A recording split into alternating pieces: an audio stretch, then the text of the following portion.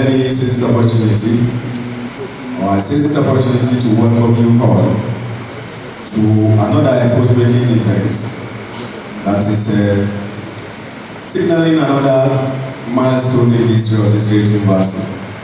Of course, it's nothing but to achieve the vision of this great university of not being a center of excellence in academic pursuits in this great university. It is equally in line with the mission of this great university in providing best educational standard for experience for this great, for every student of this great university and of course the public in general. So on this note, I want to welcome you all to the first batch, to the orientation program of the first batch of 2027 program on graduate certificate in academic practice and postgraduate certificate in academic practice. Distinguished ladies and gentlemen, while I welcome you all, I seize the opportunity to welcome to the podium the Vice Chancellor of this great university, Professor Ayo-Deji Olayinka Johnson Abuola, who is ably represented by the Deputy Vice Chancellor of Academic, Professor Olabisi Onabanjo. Thank you very much. She's here to be the Vice Chancellor. Welcome, thank you very much.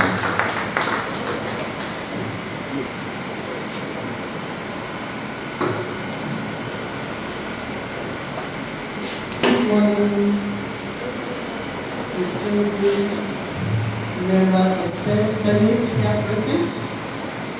I recognize the Dean of Education, the Dean of Science, distinguished professors and other Senate members here present, and dear colleagues. On behalf of the Vice Chancellor, Professor Ayo-Deji Olayinka Johnson Abuola, I welcome every one of us to this orientation program. As we have it in the program, really this program is a milestone in the history of Olabisi Onabanjo University. And I want to congratulate those of us who have enrolled, that we are actually taking a wise decision. In this period, there is need for us as academics to learn and relearn. And that is why this program is so timely. And that is also why we have organized another workshop for academic staff come next week. Because it is very, very necessary for us as academics to learn and relearn, to learn new innovative pedagogies that will improve us professionally. And so, we say that today marks the beginning of an important academic journey, which is both intellectually enriching and practically transformative. Your decision to enroll in this program reflects your commitment to personal growth and dedication to excellence in teaching. And that is quite very wise of every one of us. The program has been carefully designed to equip us with knowledge and skills required for effective academic practice in the 21st century. It emphasizes student-centered teaching, which is the new thing now in academic practice. That is the emphasis of the CCMAS that we are running. That whatever we are doing must be student-centered, not sage on the stage. You all remember the traditional method. The lecturer is the only knowledgeable person, and he stands there dictating notes. So that's what we call sage on the stage. But now the emphasis is on learner-centered, interactive methodology. And so we are going to learn all that. And it is also designed to actually engage us on assessment strategies and digital literacy. You will be exposed to contemporary practices in higher education. As participants,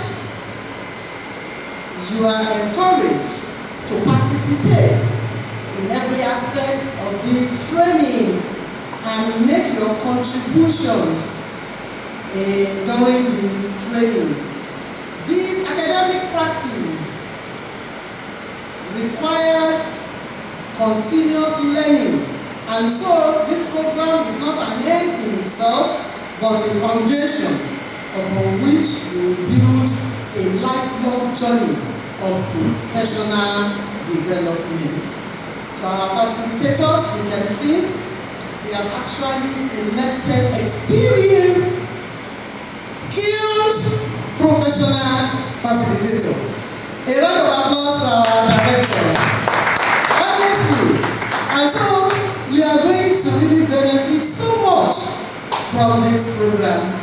And so on behalf of the Vice Chancellor, I express a sincere appreciation to our facilitators for your commitment to mentoring.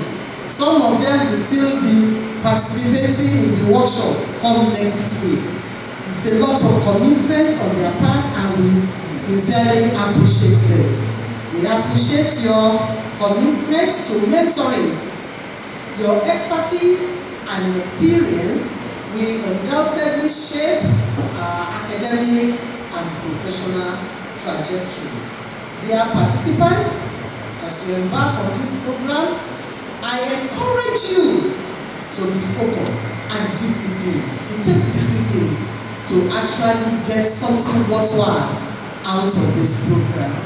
Embrace the challenges, be open-minded, and strive for excellence in all that you do. Once again, on behalf of the Vice Chancellor, Professor Ago-Iwoye, I welcome you all to this program. Distinguished ladies and gentlemen, let me now invite the Director of Institute of Education, Olabisi Onabanjo, Professor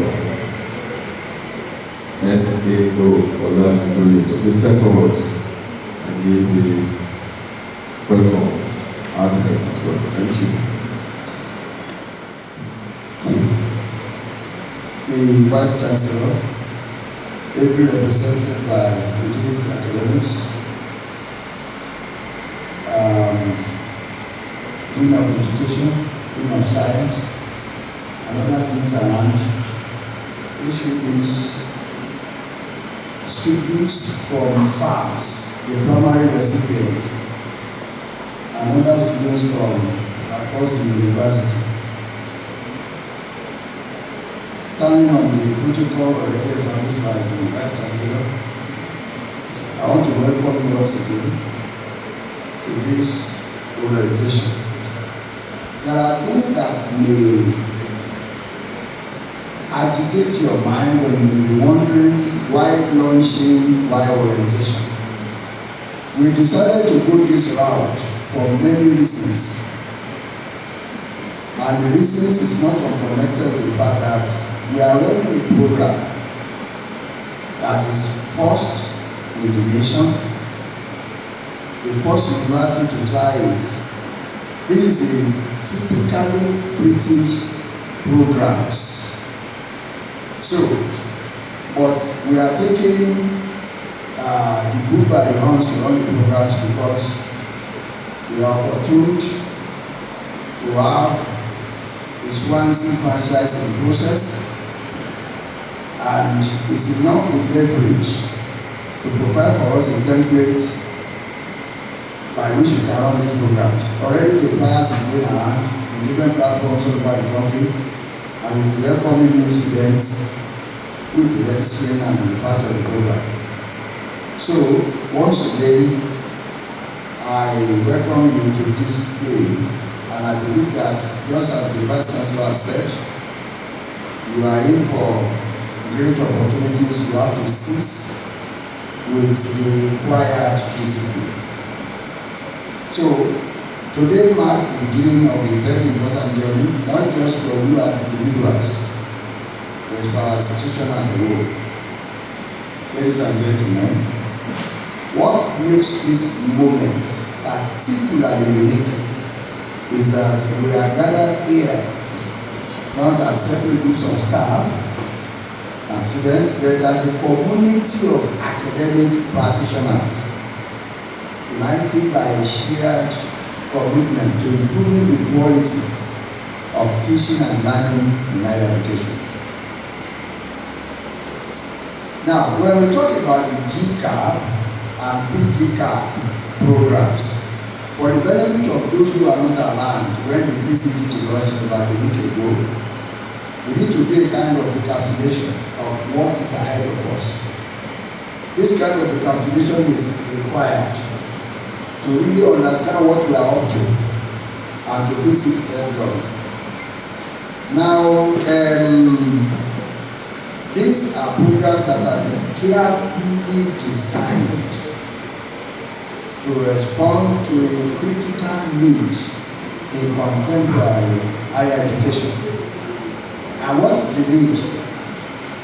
The need is effective, reflective, and globally relevant teaching that is making the rounds.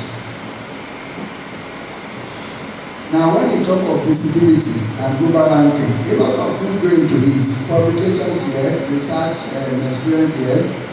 But it is also important to find you relevant when it comes to your teaching style and pedagogy. So the programs are not merely academic qualifications. They are professional development pathways. They are ladders for what we call upward social mobility, aimed at transforming how we teach, how students learn, and how knowledge is constructed in our classrooms. The structure of the program is progressive, and I want us to follow because we are right inside the program now. There will be 3 semesters. We will call the first semester Foundations of Academic Practice, as it is done globally. At this level, we will be establishing the core principles and understanding of what it means to teach and be a teacher. Because whether you like it or not, like my friend who doesn't like pedagogy, I won't mention the name of that my friend, is laughing. So he's going to do pedagogy now, whether he likes it or not. So in semester 2, we'll be talking about pathways semester, where participants will begin to specialize through elective courses. Those who elective courses are essential, and you are going to take 2 of them. We will assist you, will pair you up on the kind of the 2 you will do, so that you have an enriching program. For semester 3, we have professional practice. That is where you do your teaching practice. I have some of our colleagues who are asking whether there is going to be teaching practice or not that. Are we also going to do TP? You will do TP. You will do teaching practice. We will come and supervise you. So, you will do TP. Honestly speaking, you cannot take that certificate abroad without record of teaching practice portfolio. You will hear more about that when other presenters come up. So, during this 3rd semester, learning is demonstrated through teaching, through reflection, and portfolio development. So, it is important therefore to emphasize that this is a practice-based program, not just one of those lectures.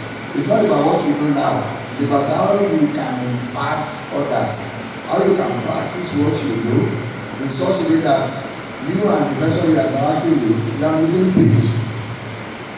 There are brilliant students who have ended up with failure, not because they know they are not enough, but because they have been handled wrongly. So this is a practice-based program. I will demonstrate some of them with you. There is no traditional examination. So anybody who's exam phobia should not be afraid. No exam and no dissertation too. You are not submitting any thesis or dissertation. Instead, your progress and certification will be based on the following: 1, teaching practice. 2, reflective engagement. All these details should be given to the staff. There is a session for the staff alone today. It is the last part of the program for the staff alone. Teaching practice, we will send all our students outside, including the, and I mentioned nobody student. So, teaching practice, reflective engagement, portfolio development, and then all this will be inside what we will package for you. So one of the defining strengths of this program is international alignment. And a lot of people have been asking, are you really sure it has international alignment? Well, that's the name they call it, Gcap Pgcap. And it is tenable in the United Kingdom, tenable in Australia and in Canada for tertiary institutions there. Some of their colleges are award degree, and then you have the universities. That is the reason you must do the right thing. So that if you don't say, you did your Gcap in Africa, how are you sure you did the right thing? They ask a number of questions. How many months did you use? How many weeks?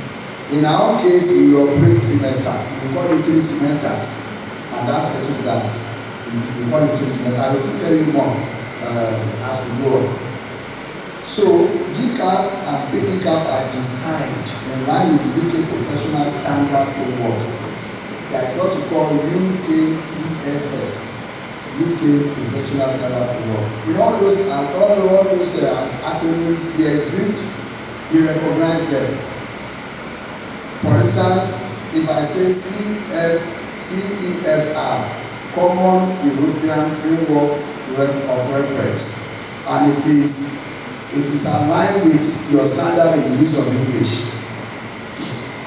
You know, in English we have A1, A2, B1, B2, C1, C2, native speaker. So it is not the way we do it here. A1, A2 here is not like WAEC. A1, A2 here, if you use A1, A2 as your status in the use of English, nobody is going to recognize you. The highest you can have is C2, which is next to the native speakers. A1, A2, B1, B2, C1, C2, then native speaker.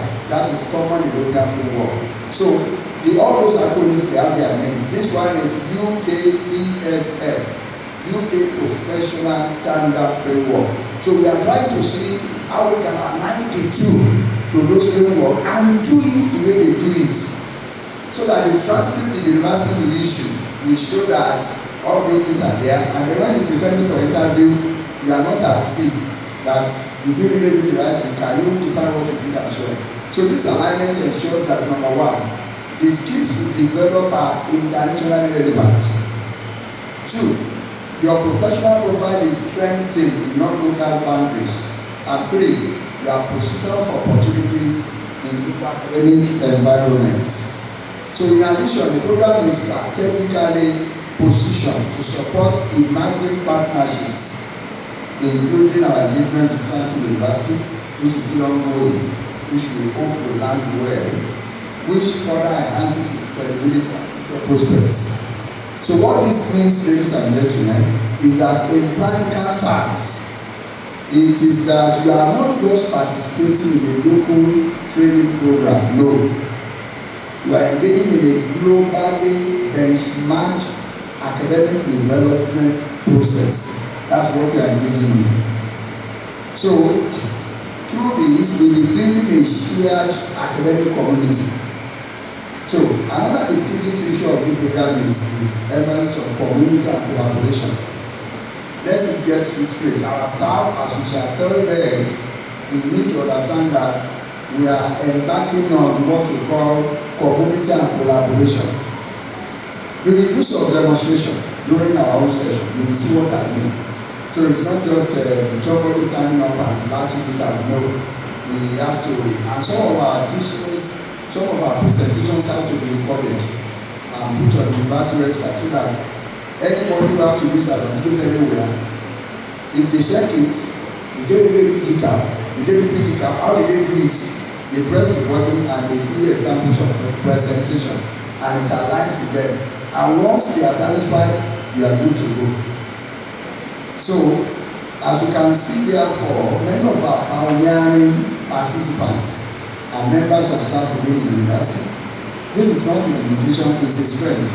It allows us to do the following: one, to learn from one another; number two, to share experiences across disciplines; and number three, to build a culture of reflective and collaborative practice. So in this program, what happens? Learning is not hierarchical, not hierarchical. It is participatory. Everybody is doing something. Two, teaching is not isolated. It is interactive. Yeah, nobody is there as Mr. Noel. Nobody is a sage like the BBC said a few minutes ago. Growth is not individual. It is collective. Measure those three words: participatory, interactive, collective.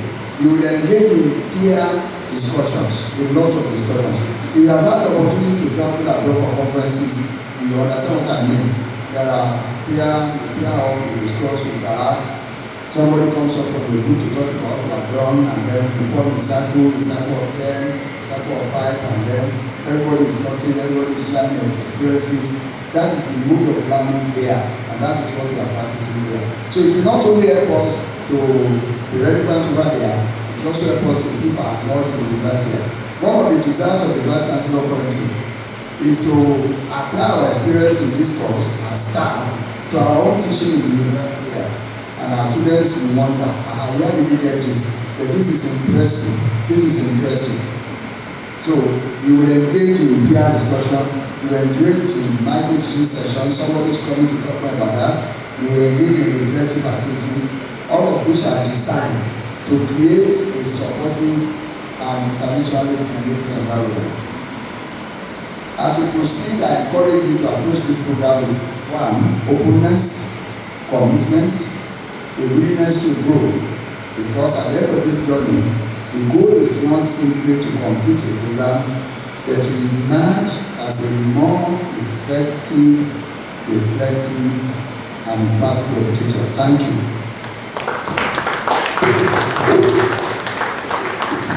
Shall we appreciate the Director of the Institute for giving us the background of the two programs, that is graduate certificate in academic practice and postgraduate certificate in academic practice. Distinguished ladies and gentlemen, the next item here now is to understand the program structure and curriculum. To do that for us as well is the Director of the Institute, Professor Ago-Iwoye. Can we appreciate him? Thank you very much. That's the next item here now. That is program structure and curriculum. Program structure and curriculum. Let me say it again that for Gcap, anyone below the level of senior lecturer will be automatically registered for it. You will register it for that once you pay your money. The VC has been so magnanimous to leave the money the same price. So if you are below senior lecturer, we register it for Gcap. If you are SL to professor, we register it for Pgcap. So we want to look at the program structure and the curriculum now as we go. And first degree is the entry point for both, and then teaching experience or training experience. We deliberately allow training experience to be a part of our consideration for those who don't have teaching experience at all, who are interested in coming into academics either here or elsewhere. So you will see more of this in the handbook that you will post before the end of the day. Now, In the previous session, what did we do? We established the vision and positioning of Gcap and Pgcap programs. So in this segment, I'll be taking you through the structure and curriculum. We make all these slides, short presentation to save our time. Today is Friday, and yet we have to do something. So that is how the program is organized. What you will study and how your learning will be developed over time. So my goal is simple, ladies and gentlemen, that by the end of this session, you will have a clear mental map of the entire program. Now, the Gcap and Pgcap program is structured into 3 progressive semesters, each with a distinct purpose. What is the purpose of the first semester? 1. Foundations of academic practice. And the details now follow. This is where we build the core competencies required for effective teaching in higher education. Core competencies.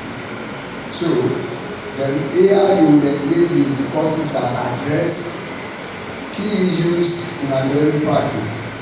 The courses are there already. The lecturers know what they will do at both 600 and 700 level. Lecturers know what they will do. They have their courses. So, how students learn, presentation and communication skills, evaluation and feedback, another, for that semester 1, and other courses that you are learning from. So, the emphasis of this stage is on understanding the principles of teaching and learning. What are the principles of teaching and learning? Then for semester 2, pathway semester, this is a specialization phase of the program. In addition to advancing your understanding through core courses, you select from a range of elective courses.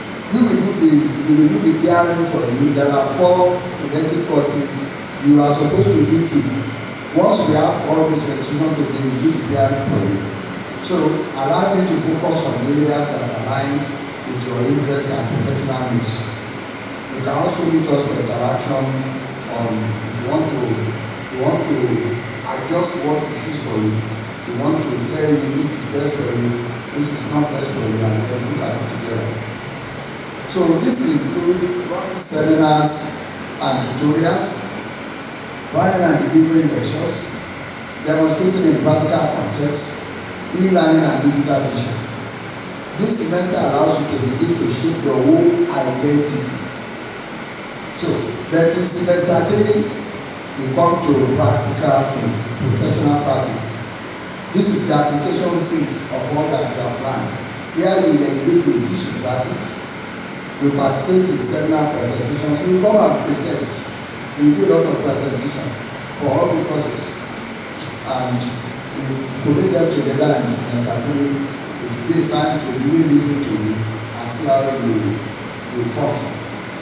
So you will also develop and submit a teaching portfolio. Professor Ashley will be talking to you more about that when we get there. So this is where theory meets practice. Where you demonstrate not just what you know, but what you can do. There's a lot of difference between what you know and what you can do. Yeah, there are things you know, but what can you do with what you know? We have to settle that. Now, the core and elective courses. The curriculum is carefully designed to ensure both breadth and depth. The core courses, all participants are required, but particularly for 600 level, 600 is the Gcap. All the courses, we have core courses, we have elective courses. For 700 level courses, you have to do everything. So all participants are required to take courses which provide traditional knowledge, essential teaching skills, and a common standard across the program. They ensure that every participant develops a shared understanding of effective practice. That is for core courses. Then for elective courses in semester 2, you will select a minimum of 2 elective courses. If I'm deliberately repeating some of these cases for our good, so that we are not confused, it's not a question of what exactly are we doing. Of course, we still allow us to ask questions. So these electives are not optional in the sense of being dispensable. They are strategic choices. They allow you to deepen your expertise, explore specific teaching contexts, align your learning with your discipline or interest. So this combination of core and elective courses ensure that the program is both structured and flexible. So now we are not running a course that do not consider learning outcomes. Learning outcomes is very important in education. So we set objectives, we set goals, and we encourage feedback to find out if our learning outcomes are actually there, if we have achieved anything worthwhile, if there is any change in behavior due to the first experience, we need to do that. So at the end of this program, ladies and gentlemen, participants are expected to demonstrate the ability to, one, design and deliver effective teaching sessions. Not a matter of this is how you do it, it's a matter of how it has to be done. Two, engage students actively in the learning process. You should be able to know that, be able to do that. Engage students in learning process. Apply appropriate assessment and feedback strategies. Alright? Reflect critically on their own teaching practice. Then, do what you call continuously improving as academic professionals. These outcomes are not theoretical statements. They are practical capabilities that we demonstrate through the program. You have to demonstrate through the program. So practice-based reflective learning. One of the defining features of this program is its emphasis on practice-based and reflective learning. Watch the two words, practice-based. Everybody is engaged. You are practicing, you are doing something. Then there is a kind of reflection. You can think over, you can do a kind of personal assessment, you reflect, you critique yourself. You try to find out, did I really do anything? Am I offering anything? Is anybody learning from me? Am I learning from anybody? Reflective learning. So practice-based learning, you will not only learn about teaching, you will practice teaching. Yes, this includes micro teaching sessions, you will hear about it, classroom simulations, and real teaching experiences. Now, for reflective learning, equally important is the ability to reflect on your practice. You may encourage to analyze your teaching experiences, identify strengths and areas for improvement, developing strategies for growth, and then reflection transforms experience into professional development. So, in this program, therefore, learning does not end in the classroom. It rather continues in reflection. There is also what we call integration. So what is important to understand is that all these elements, structure, courses, outcomes, and learning approach are interconnected. They don't exist in isolation. They are interconnected. They are working together. They are together. The structure guides your progression. Yes, as we shall tell our staff, we want to see their lesson notes. Yes, because this is not a kind of course you do without lesson notes. Your PowerPoint presentation, all lectures will not do PowerPoint right here in this place. This is where the VC issues for us. We will do your lectures in PowerPoint because some of these things have to be recorded. But as our certificate will not be recognized. It's not business as usual. We are spending 30 minutes, 40 minutes, that will be real teaching. And students will know that yes, that they taught. And there is this integration that we can point to. So, the structure guides your progression, the courses provide your content, the outcomes define your goals, and the learning approach shapes your experience. Together they create a program that is coherent, practical, and impactful. Now before I do this closing line, I will do a little demonstration that will take just about 10 minutes before I do the closing line. Now sit down and look at everybody. I'm going to ask you some questions, we'll be giving the answers, and somebody will write down the answers for us. In a place they call university, what name of this university, everybody? Okay. Which of the continents in the world is regarded as the continent where we have Chinese? Don't answer, let's call. You have an answer, can I see your answer? Yes, sir. Asia. Sorry? Asia. Write down Asia. What is the capital of Nigeria? Yes. Abuja. Yes. So, what is the name of this city where our university is? Dean of Education. Ago-Iwoye. Okay. In which state of the Federation do we have Governor Sanwo-Olu as the governor? Adeyemi, in which state? Lagos State. Alright? Now, which language do you prefer to speak apart from English? Which language do you prefer to speak apart from English? Yoruba. Let's write Yoruba. There are some names in this, some places in the scripture that are popular and that are still replica in the present world. Can you mention any place in the scripture that is popular and that still replica in the present world? Yes, sir. Sorry? You go. Jebusite. Place? No. You have Jebusite anywhere in the world today? Yes. Egypt. Cradle of civilization, Egypt. Okay. Now, a tourist center that is popular, anybody, a tourist center that is popular, either here in Nigeria or anywhere in the world. We are not speaking today. Yes, Professor Biali. Sorry? Biliki Schools. Okay. All right. Are you writing it down? Yes, please write it down. Okay. Let's read what we have written down. Dr. Olabisi, stand up and read aloud quickly. What is your name? Just read the answers. Answers. Today is Friday. Dr. Olabisi, come forward. We need the answer. Everybody has to hear what we are doing. She microphone. So they give you the microphone. They read it aloud quickly.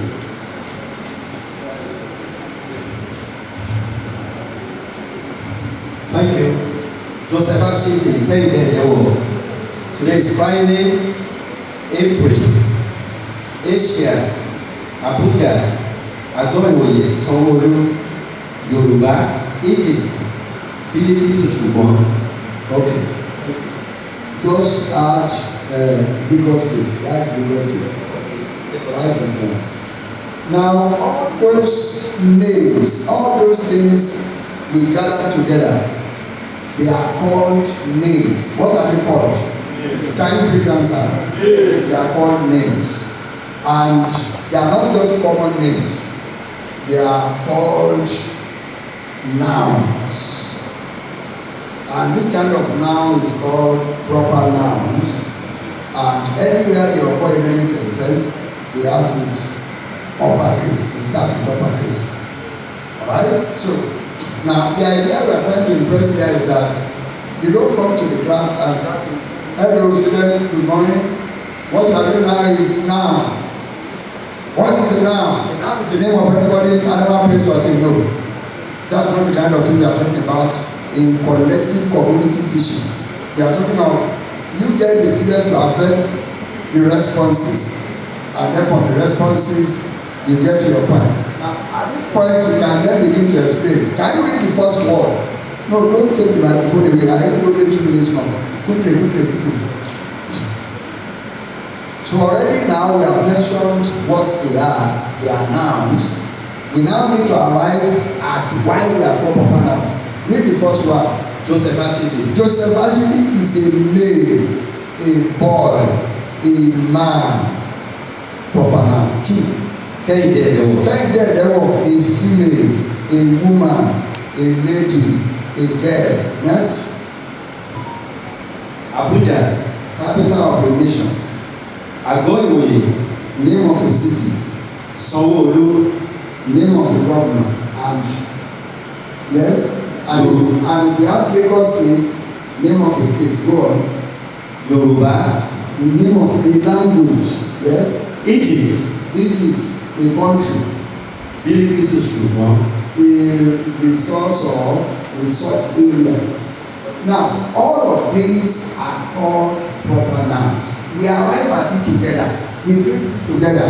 So there is no way students will forget. We discuss it together, we get at it together. Now somebody doesn't get forward and then begin to point out the name of now is the name of anything, animal, place or thing. No, that's not the process. So, ladies and gentlemen, as we move through this program, I encourage you to see it not as a set of courses to complete, but as a framework of professional transformation. This program is carefully structured not just to inform you, but to transform you step by step, semester by semester, into a more effective and reflective educator. Thank you very much. Director of Institute, our great lecturer of today. I could see why somebody is called a teacher. It's different from someone that just come and give us the notes and put it down. Thank you for exposing us to all these details. Distinguished ladies and gentlemen, we now have the next section, which is teaching approach, to be handled by distinguished professor of sociology of education, Professor Ago-Iwoye. It's going to take us through micro teaching, peer learning, case-based teaching, and of course, reflective practice. Thank you very much. Good morning, everyone. I started the ICT Building. I will talk to you about approach, or let's also say approaches to teaching pedagogy. Essentially, what this program is all about is to teach us how to teach. How can we make our teaching more effective in the classroom? So we want to look at that. I want to start with teaching itself. What is teaching? Teaching is a deliberate and planned process of transmitting knowledge, skills, values, and competencies to make the recipients useful to themselves and the society. So at the end of the day, what we want to do is to transmit knowledge and skills to recipients. It means that somebody already has those skills and values and want to transmit to the other person. Therefore, the goal of teaching is achieved when you have successfully transmitted those values and skills. We therefore say that teaching and learning are reciprocal activities. That is, you cannot claim that you have taught if nobody has learned. And you cannot claim that you have learned if you have not been taught. And therefore, that's why the philosopher says that anybody that is taught by himself has a fool for a master. Because somehow, whatever value or skill you have acquired comes from somewhere. And the pride of a teacher, therefore, is that you have achieved success in ensuring that those skills and values have been understood and learned by a recipient. And therefore, teachers need to enhance their ability to be able to transfer those values and skills. Usually in pedagogy, we don't quarrel with your content, because you cannot be employed to do something unless the organization is convinced that you already have the content. No. However, we quarrel about your ability to be able to impact other people. For example, the professor of mathematics. How can you ensure that your students will acquire those values and skills and competencies that will also make them good mathematicians like yourself? And therefore, there are some skills that are required in doing this. So in pedagogy, what we do is to ensure that we share those skills with you so that you can achieve more success and be happy with yourself that you have impacted your students very positively. Now, For learning to take place, there are three basic criteria that have been established. And this was established by somebody called R.S. Peters. Now, R.S. Peters gave us three criteria that we must look out for. If truly you have impacted people and you have achieved something with your teaching, these three criteria will be satisfied. One, there was a transmission of what is worthwhile to those who become committed to it. What do we mean by that? For you to have taught and successfully taught, your recipients must have received something that is worthwhile. So there is a sense of worthwhileness in education or teaching. That is, whatever skills or values that are transmitted must be meaningful to those who have received it, and must make their life better and their society better for it. What we are saying therefore is that if learning has taken place, those values that are transmitted must be useful to that person, and not only useful to that person but also to the society in which that person lives.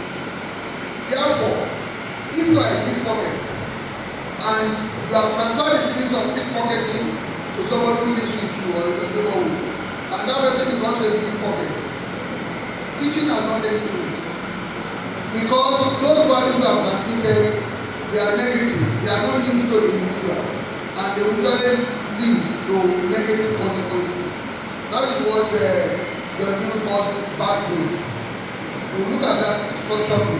Two, education must involve knowledge and understanding and some sort of cognitive perspective, which is not inertia. That's what is inertia. I-N-E-R-T-I-A, which is not inertia. What that means is that there must be cognitive perspective. When you are teaching somebody, that person must be cognitively involved. He must know the reason why his learning is taking place, and he must be actively involved in the process. He must not be a robot. Somebody cannot just be a passive recipient of what you are transmitting. So the knowledge must be meaningful to the individual. So to that extent, therefore, it is incumbent on the teacher to ensure that whatever he is transmitting is meaningful to the recipient. So knowledge must not be a lie. It must be, there must be cognitive involvement. The child must know. The child must know why he needs to learn. Therefore, that's why we say you must give a justification for whatever you are transmitting.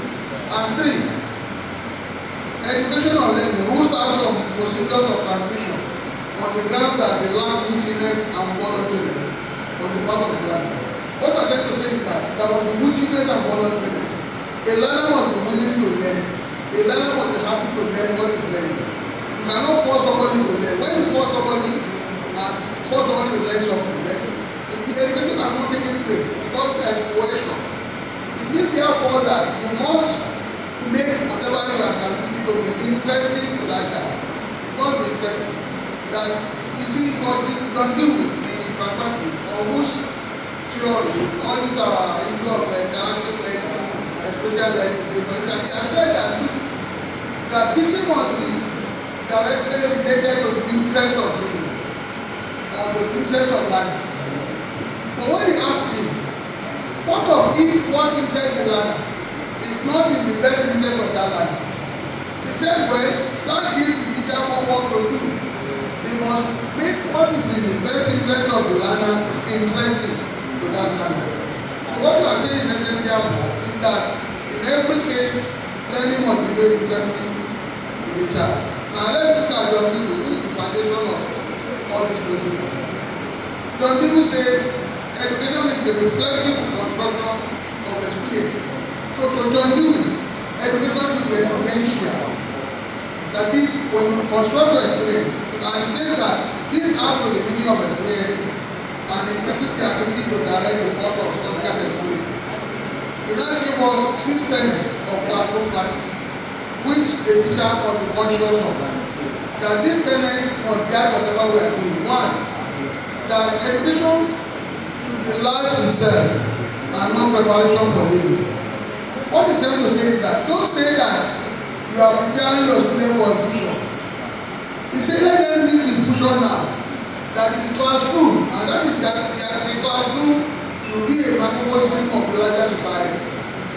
education should be life itself. Let them solve real life problems in the classroom. And that's very good to people. If you say you are preparing the care for the future, do you know the future yourself? Do you know what the future entails? So let them live the life now. 2, it says learning should be directly related to the interest of the students. We have already made that.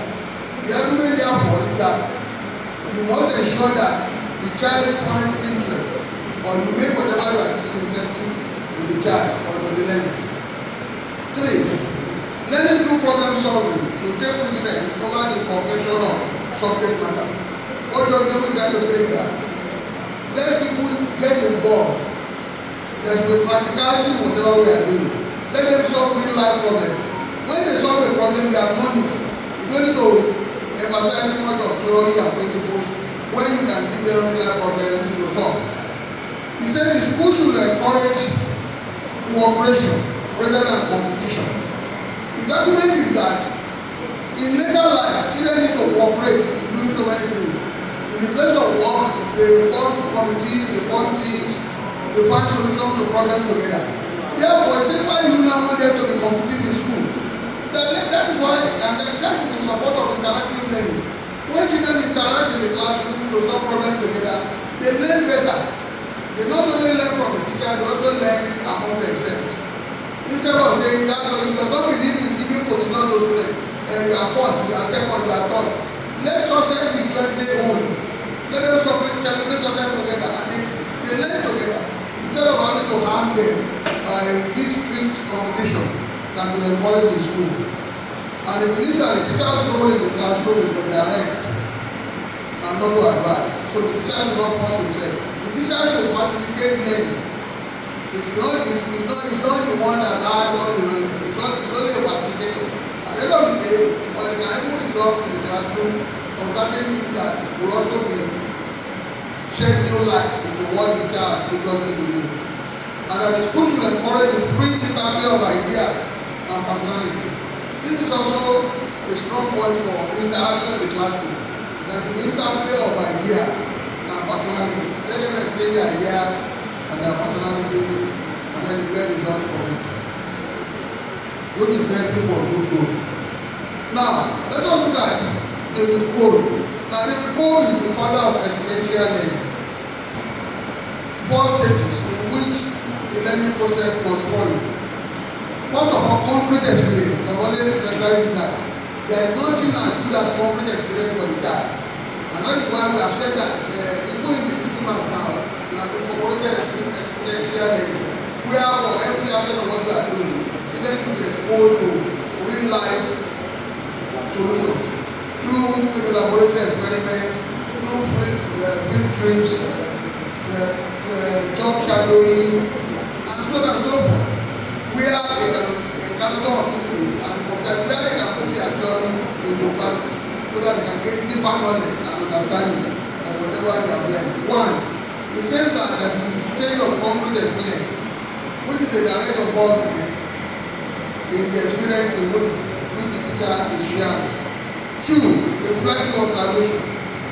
This is the stage of analyzing what they have gone through and finding meaning out of it.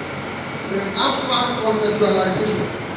The idea of goal is that we should not be all the time moving from theory to practice. That we can even move from practice to theory. By the time they look at these things, they solve this problem together, they can now reflect on whatever they have done. And through that, collate the ideas together and lead to theory development. So theories can come from practice and not all the time theory leading to practice. And then the fourth stage is what we call active experimentation. And this is the stage of trying out the ideas and concepts that they have been developed in new situations so that they can also continue to learn and learn. Now, interaction and intelligence science for university teachers. Having said this, what will be the approach in this training that I want to take you through? We have said that there will be no exam. The fact that we have said there is no exam does not mean there will be no assessment. In fact, there will be comprehensive assessment at every stage of the process. At everything there is a comprehensive assessment. Now, how will this assessment be done? First of all, there's what we call the reflective practice. Reflective practice. In reflective practice, we want to ensure that you reflect on what you have done. Having engaged you in some of the principles and techniques that you want to do, we now put you to task on doing this thing yourself.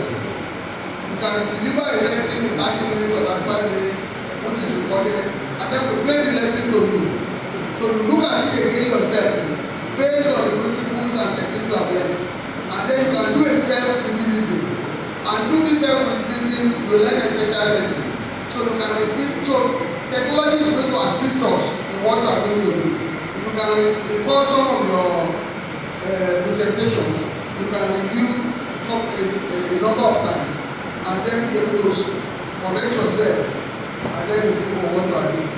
Another approach is what we call the case study method. Now, we develop hypothetical cases, which we will present in class. And some do such things to help you to develop critical thinking and look at your decision-making power, so that you be on top of what you are doing. You look at real-life problems that we encounter day in, day out in the classroom as university teachers, and we see how we can solve some of these problems better than we have always done. So there will also be a process of mentoring and coaching. In this arrangement, we look at some of the people who have been involved in this process for a very long time, and then they can provide mentoring and coaching for us in various aspects of our job. Because some of these things will be recorded, and because they are recorded, we can look at the portfolio of each participant and then offer counseling and guidance in some of the aspects of our work. So that it's a process of continuous improvement. That even if we are comparing certificate, there are certain areas where we will continue to improve. We will also engage in workshop method. Here, there are interaction sessions where trainees participate in tasks. That is, during such workshops, we create a number of tasks that we all look at together, and then we try to find solutions to them through various initiatives. And then there is micro teaching. Many of us are familiar with micro teaching. Micro teaching is just about micro means small. That is, we pick a topic, and we say that maybe a segment of a topic, and we say maybe give us a 15-minute talk on this topic. And then we focus on a particular skill. Maybe we want to see how do you present your lesson. How do you present a lesson? The other time, we see Professor Olabisi trying to present how to teach proper noun, how to distinguish between proper nouns and common nouns. So you see the way you introduce it in 10 minutes, that's a form of micro teaching. A form of micro teaching where you can see, you can see what you have done. Instead of saying proper noun is so and so, it allows the participant to generate the proper noun. Having now recognized them, it now describes what they have done. So it's a form of learning that have been generated among themselves. So if you target a particular skill, it could be your questioning technique that we want to look at. It could be your ability to evaluate the lesson. It could be your ability to distribute questions. It could be your questioning technique. How do you distribute questions? How do you ask questions in such a way? For example, one of the principles of questioning technique is that in the class you don't come say today give me the name of so and so. No, you first of all ask the question to the whole class so everybody is prepared, because you doesn't know who you are going to call to answer the question. So some of these things, by the time you do what you have done, you learn and you can improve on what you are doing. Then we also engage in simulation and role play. Here, trainees act out classroom situations. We bring real life classroom problems and situations which we are going to act out. So through all these approaches, we are going to assess ourselves, and through such continuous assessment, we will continue to improve until we get to the end of the program, and the values and skills we have accumulated will help us to be better in the classroom. Thank you very much.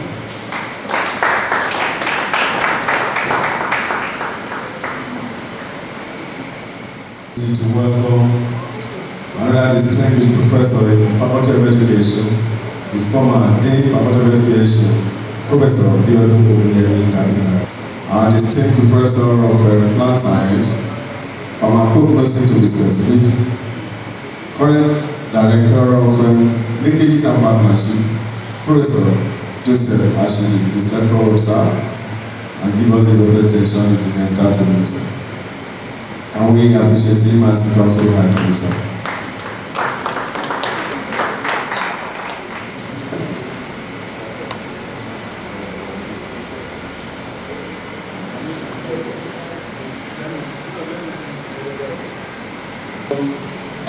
Examination. But the last speaker said to us that despite the fact that we are not going to have any written, so to say, examination under the hardcore conventional examination condition, yet for each of the days of activities under this training, examinations will be ongoing. And of course, when you talk about assessment in this regard, there is what we call formative assessment and summative assessment. And all of these are accumulation of teaching portfolio. And this teaching portfolio is a critical teaching portfolio, critical assessment, self-assessment, and also peer assessment of the teaching activities over a period of time. And this particular period of engagement is the entire period of the teaching program.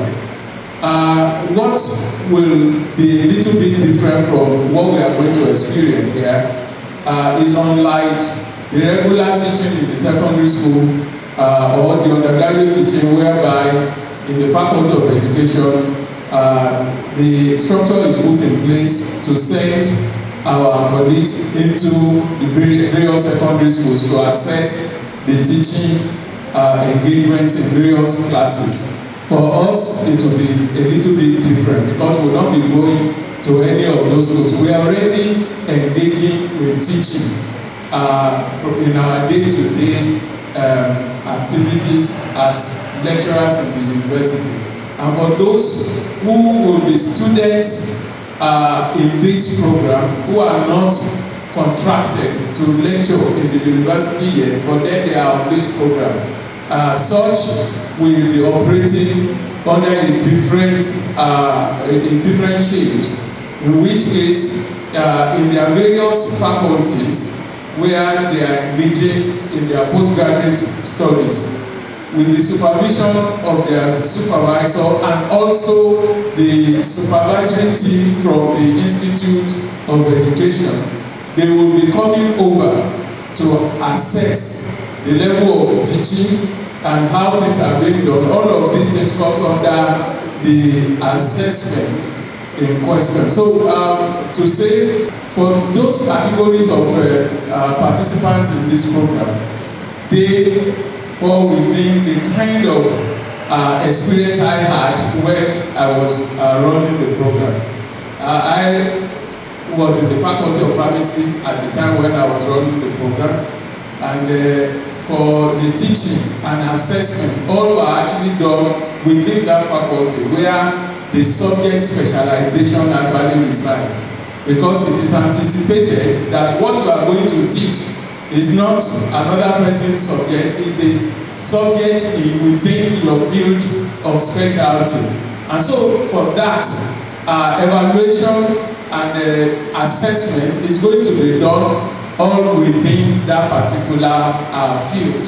So to allay our fear, whether we'll be asked to go and teach pedagogy of education in another place, because that doesn't really bother you. So in terms of teaching quality, it is still within the area where you are actually professing. So, but when we talk about teaching portfolio, in actual fact, it's a record of your professional development as a lecturer. It illustrates your philosophy of teaching, your overall approach to teaching, students' learning and assessment of your professional development. In fact, it is said that it includes documents and materials that collectively suggest scope and qualities of teaching performance. The portfolio is to teaching what list of publications, grants and honors are to research and scholarship. Therefore, we are saying that the portfolio is something that you intentionally put together, and it is something that is being done, and that gradually and systematically. You don't leave one. The speaker before me told us that we are supposed to get to the class, and to do whatever we are going to do, we need all those records of our activities. The record of our activities is talking about is quite key. Majority of time we gloss over our activities and feel that we are not in secondary school where our lesson notes is actually important. Our lesson notes in this regard, you may not pencil it down anywhere, but as a reflective practitioner, you really need to have a content to reflect upon, and then be able to know whether this thing I'm teaching is really impacting the students as expected. The director told us at the beginning of the lecture that how do we engage our students? Honestly, engagement is actually the key of our business. Majority of our students will come from different backgrounds, and the level of their education really matters. When in the university, for instance, at the 100 level, you understand the challenge that actually faced our education in Nigeria today, where maybe in their secondary education, when they are writing WAEC, they were assisted. Or this one has not even taken, let's say for instance, somebody in Agric had not taken biology at all. They considered only agricultural science for the person before admission. Now it gets into the university, they say biology is compulsory, and they have never taken biology before. So people are coming from different backgrounds, and so when they come to the class, the analysis of our class comes very, very key in engagement. And so when you get to the class that day, and then you realize that majority of the people who are nodding head in affirmation of what you are saying are likely students coming from medicine and pharmacy, and then those who are from the other side are barely lost in the class, then you have not done well as a good teacher. So the kind of reflection we are talking about is how are you able to impact the weakest unit of that particular class, so that at the end of the day you'll be seen to be a result-oriented practitioner. So the professionalism in this business really starts from that particular level. If you don't know who you are talking with and you are talking above their head, at the end of the day you will only be like what the biblical what's it called? Saying that you are a cymbal. What do you call it? The cymbal that is making noise. Because making unnecessary noise in the class, and you will think that you are perspirating, you are in a way sweating out to be able to impact the people, but it is all what we call zero, what's it called? Energy dissipation, motion without movement. So in order to achieve this, that is why that kind of assessment is necessary. And these assessments are in different categories. Number one, there is what we call, when you are going to teach, there is what we call pre-teaching observation session. Pre-teaching observation session. In the university, we have what we call mentors. There are people who we are paired with in most cases, the one will be senior and the other one will be junior. The junior will not assume that, well, of course, we are all PhD holders. This one is a professor, of course, it's just a matter of time I will also be. But the experience that one has gathered over the years also matter. There are some flaws that professor had also experienced before. He wouldn't want you to fall into the same ditch. And therefore, he wants to bring that experience to bear. In most cases, he will first ask you the topic you are going to teach in the class. And you will tell him, oh, this is the topic. You sit together. And as you sit together, this is the topic. Okay, what are the objectives? This. How do you intend to teach this subject? And then you tell the the professor, the senior person, this is how you intend to do it. And he might observe some gaps in there and then be able to fill in. Even before you get to the class, that is pre-teaching observation. He's observing. He may even ask you to describe that concept itself, because maybe there is a great kind of confusion around that particular subject matter. But if you are able to say it very clearly, then you have the certification, not necessarily in paper, of the authority in that subject, so that you can also go ahead and talk boldly in the class. And one thing that will also happen when we talk about peer assessment is that the senior person will come into the class while your teaching is going on regularly. The majority of people usually they don't like this. But I must tell you, as a professional in this business, is something that is highly encouraged. While you are teaching, the person may be just be seated in the class, quietly observing the teaching, and then some of the gaps that he feels you have not filled will not, of course, challenge you publicly before the student, but at the end of the class will sit you down and say, oh, that was a brilliant presentation. However, this area, you need to look at it. And even you yourself, as a reflecting practitioner, at the end of the lecture, you want to go back and sit. Oh, this thing, for the last 1 hour, I've been speaking with this student. What was it that I didn't get right? What was it? Why was that particular lady in class reacting somehow in the course of the lecture? Was it that I was not coherent enough, or was it that the explanation I was given was a bit ambiguous? There's no clarity of expression or clarity in that particular subject, and all of those things matter.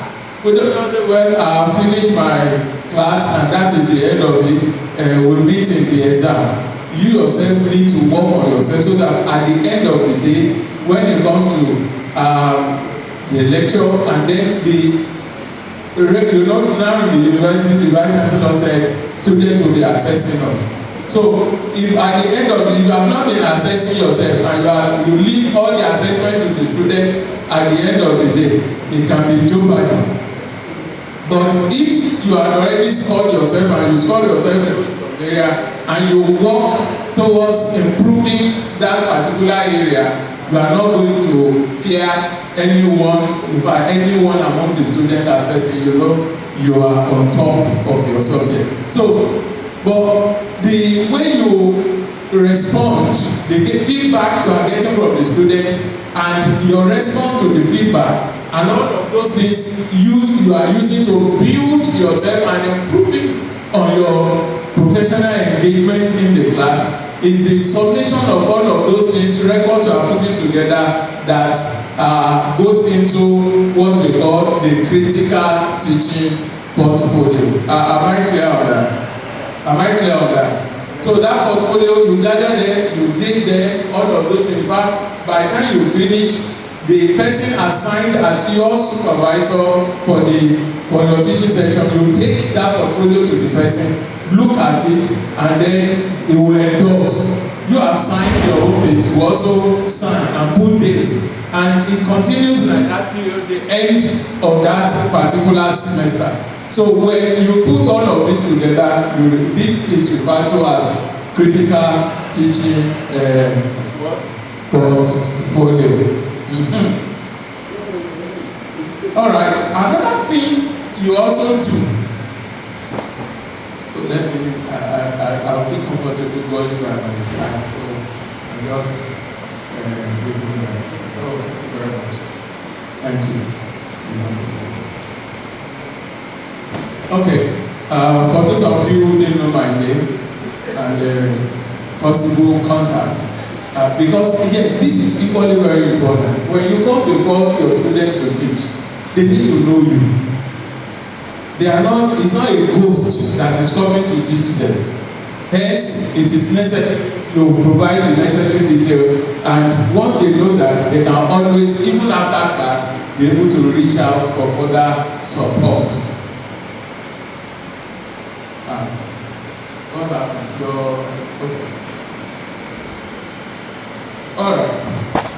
Well, I think I've gone far beyond this. So, the overview of assessments and approach, that's what we're talking about. In your either graduate certificate in academic practice or postgraduate certificate in academic practice, reflective teaching practice, encouraging continuous improvement and providing meaningful feedback. I've said all that.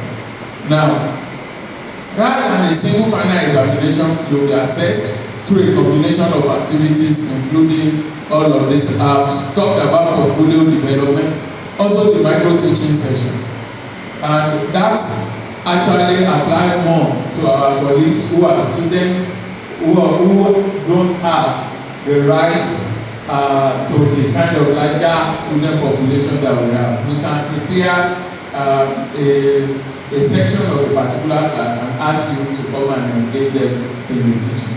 So, and when you come to teach, all of those things that applies to the larger student population, the same thing you bring into this microcosm, and it's very, very important.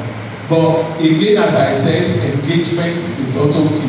When you come to such class and you see that somebody is in the class quite inactive, it's your responsibility to see how to make sure. I can see somebody now resting in my class, and stylistically I can just walk past the person and tap the person so that and possibly even ask the person a question. And if I ask the person why brainstorming to see how to answer the question, my suddenly come alive and we refuse to sleep again. But I'm not going to ask the question. Thank you very much. I hope you understand. So, all right. So, engagement is very key, even in our teaching, because it's hard to have students, maybe about 10 students taking a particular class, and when at the end of the day you want to return score, you now say that 6 out of 10 that they failed the class, and they failed the course. It's not the student that only failed. Even the lecturer himself has succeeded to do what? To also fail.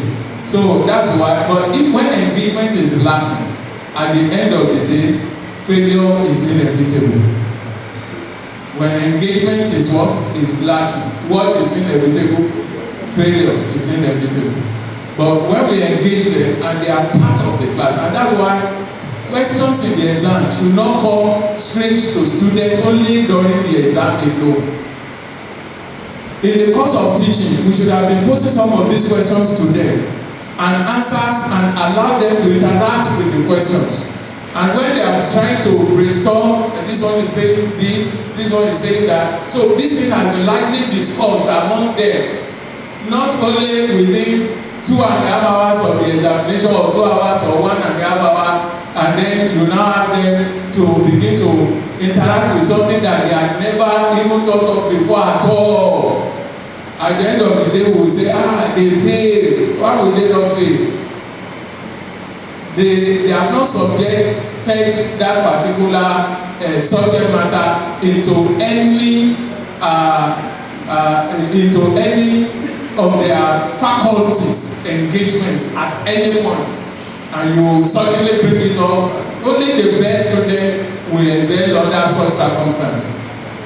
But if it is what we have taught them that we want to assess them over, then it is necessary we engage with them. Seminar presentations also will be done. We will ask you to that particular topic you want to teach, you come up with a seminar, and we'll listen to you and be able to contribute.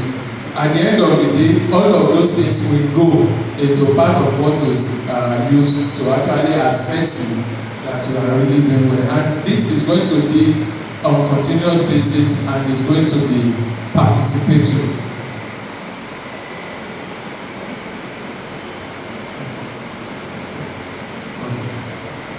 This approach that ensures that assessment is ongoing, developmental, and also reflective. This is your laptop. The buttons are funny. You keep pressing. You need a better laptop in the institute.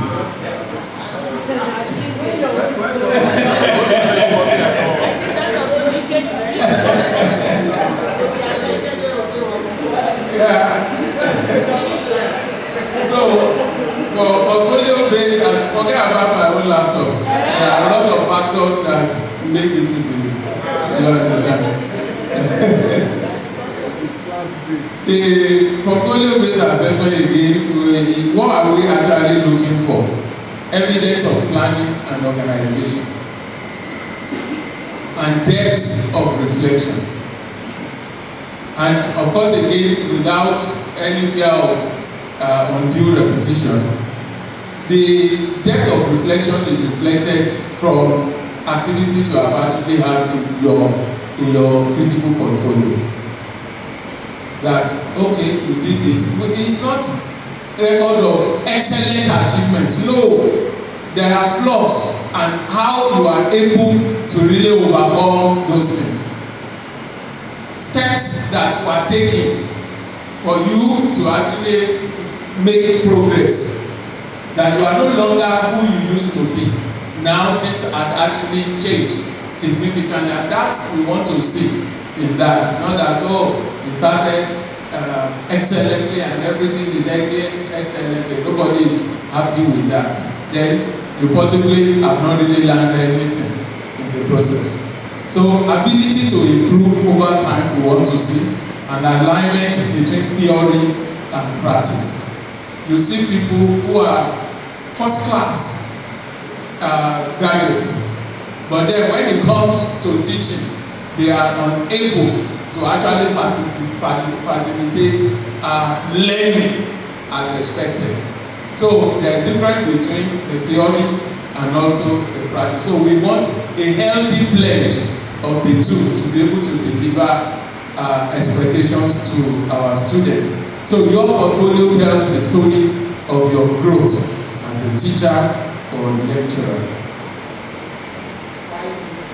Yeah, I said that several minutes is being taken to navigate between slides because of the button here. So micro teaching is a structured opportunity for you to do these three things. One, deliver short teaching session, apply what you have learned, receive feedback from the facilitators and peers. During micro teaching, I've said that before, we will assess your clarity of explanation, organization of your content, engagement with learners, the use of appropriate teaching strategies, and there are something we call primers that you also use in class. Primers. Before introducing the main topic, you ask some questions that will set the students thinking. And when they are at that particular level, you now introduce the method. Easily, they will be able to grasp the concept and grasp it in a very wonderful way. So clarity of the explanation, organization of the content, engagement with learners as I've mentioned, all of this quite important. And as I said, the key message here is that micro-teaching is a safe space to practice, make mistakes, and also improve.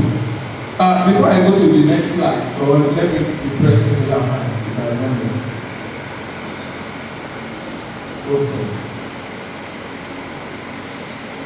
Okay. Let me say this.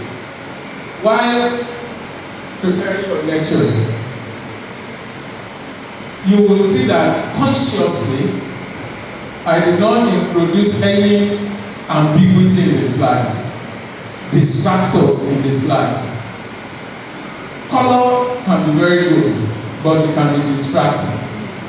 Some images, some artworks, they can be very instructive, but it depends on the kind of subject that you are teaching.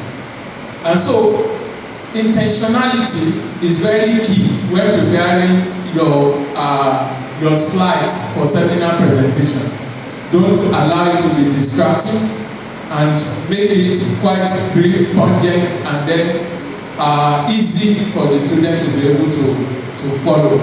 And of course, when it comes to the size of your font size and all of those things, you should understand that you have an idea of where that lecture is going to be.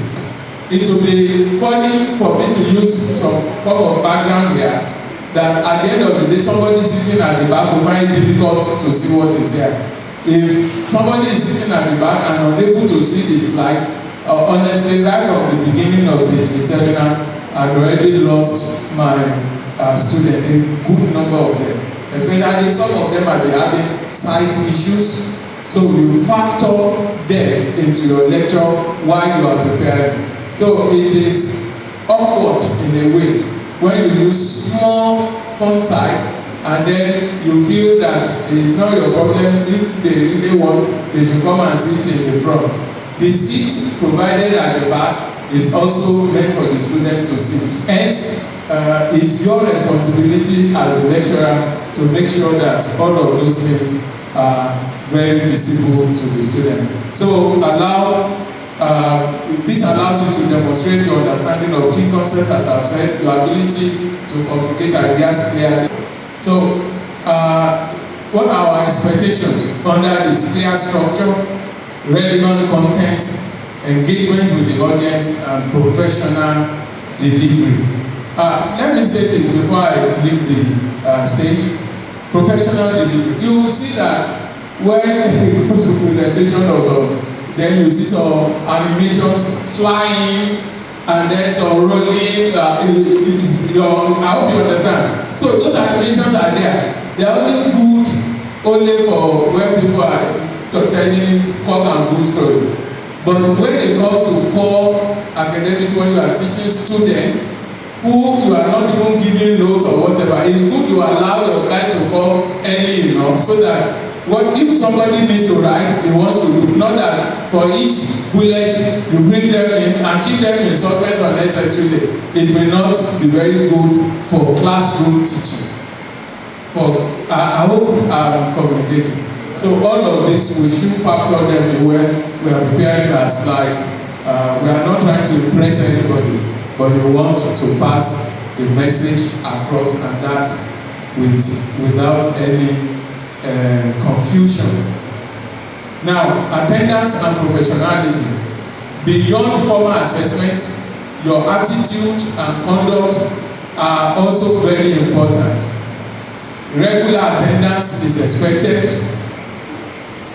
I don't know whether it's still 70%, but I think what is good for the goose is good for the gander. If we are saying to our students 70% attendance before writing exam, here, even if you are not writing exam, we expect that you participate in each of the sessions. It's very essential.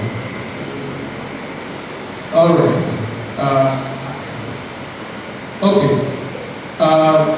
Under professionalism, we say respect for facilitators and peers. We may all be, of course, we are here. You will see some will be professors, they will come. And some may not be professors and they are coming before you. So they also require them punctuality in the class. We expect students to be punctual and the preparedness of the lecturers. What happened to me today will not be acceptable all the time, that you don't have good the device for you to take your lecture. Please come with if you don't have a laptop, if you contact the director early enough. Mine was too late today.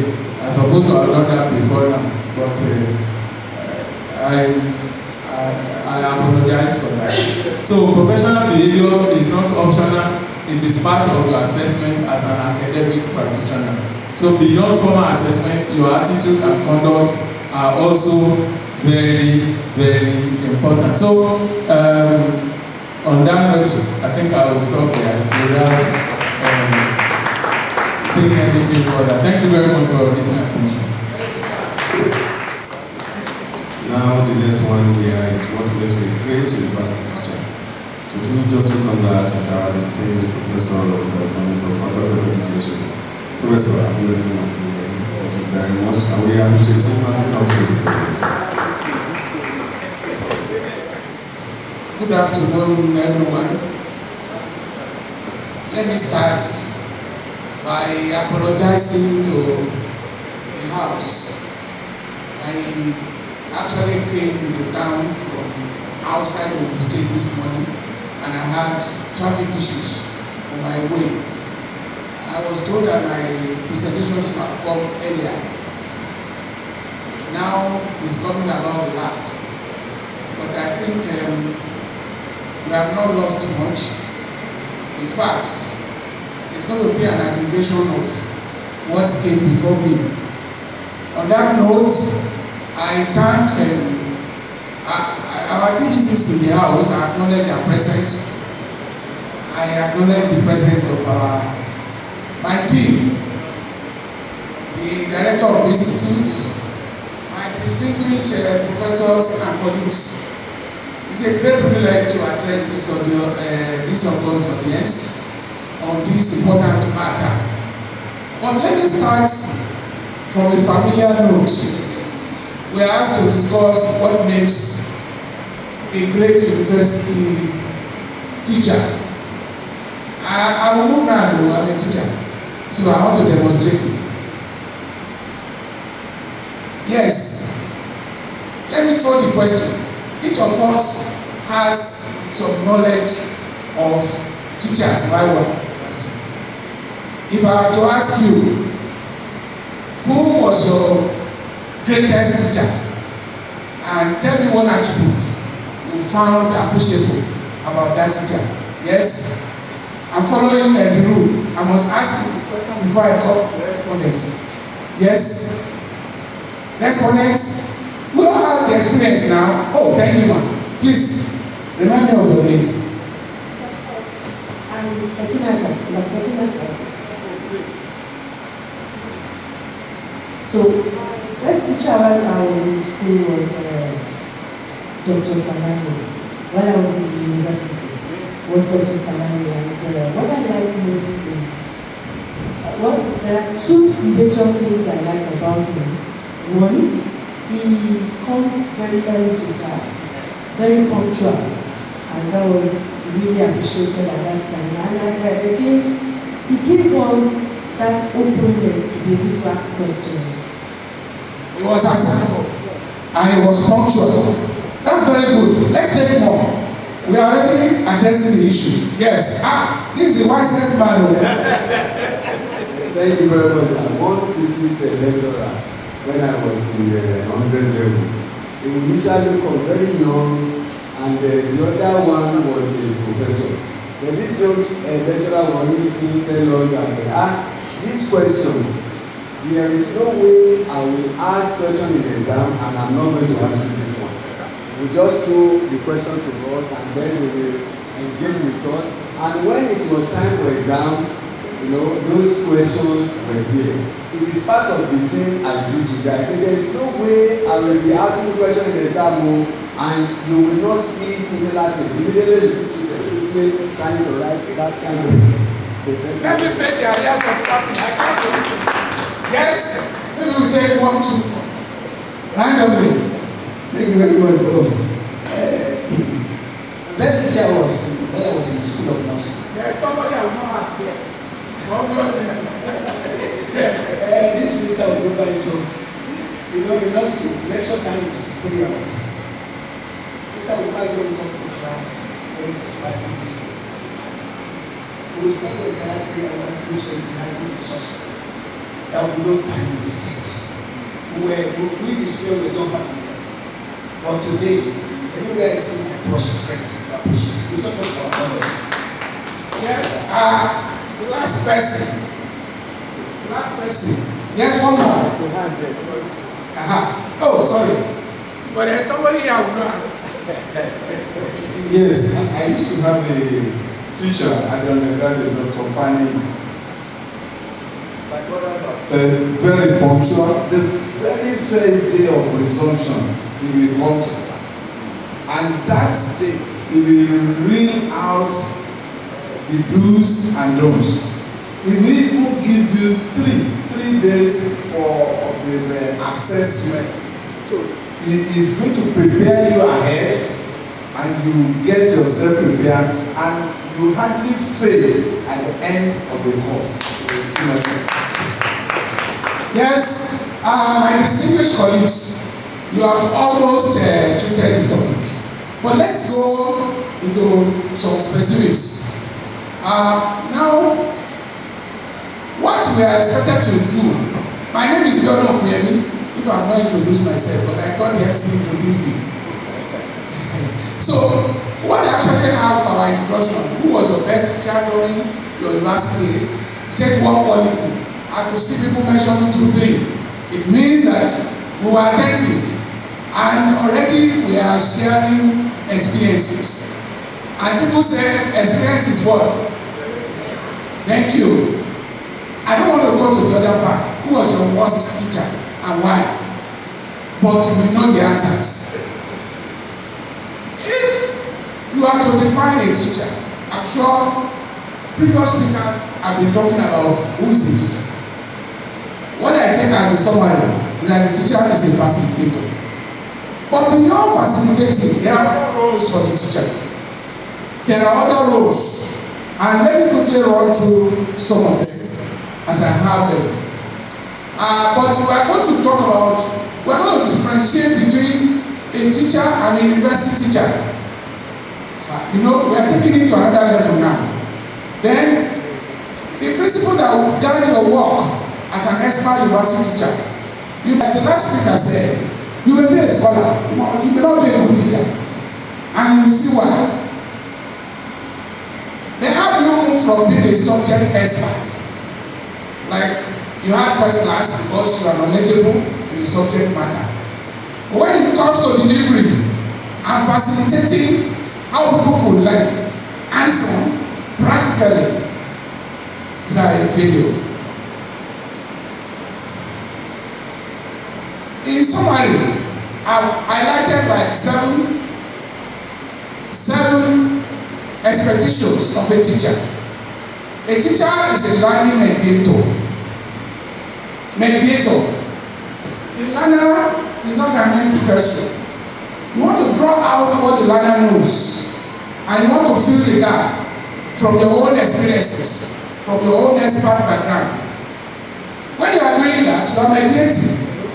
And there's a principle we call constructivism. Constructivism is about, is based on the principle that nobody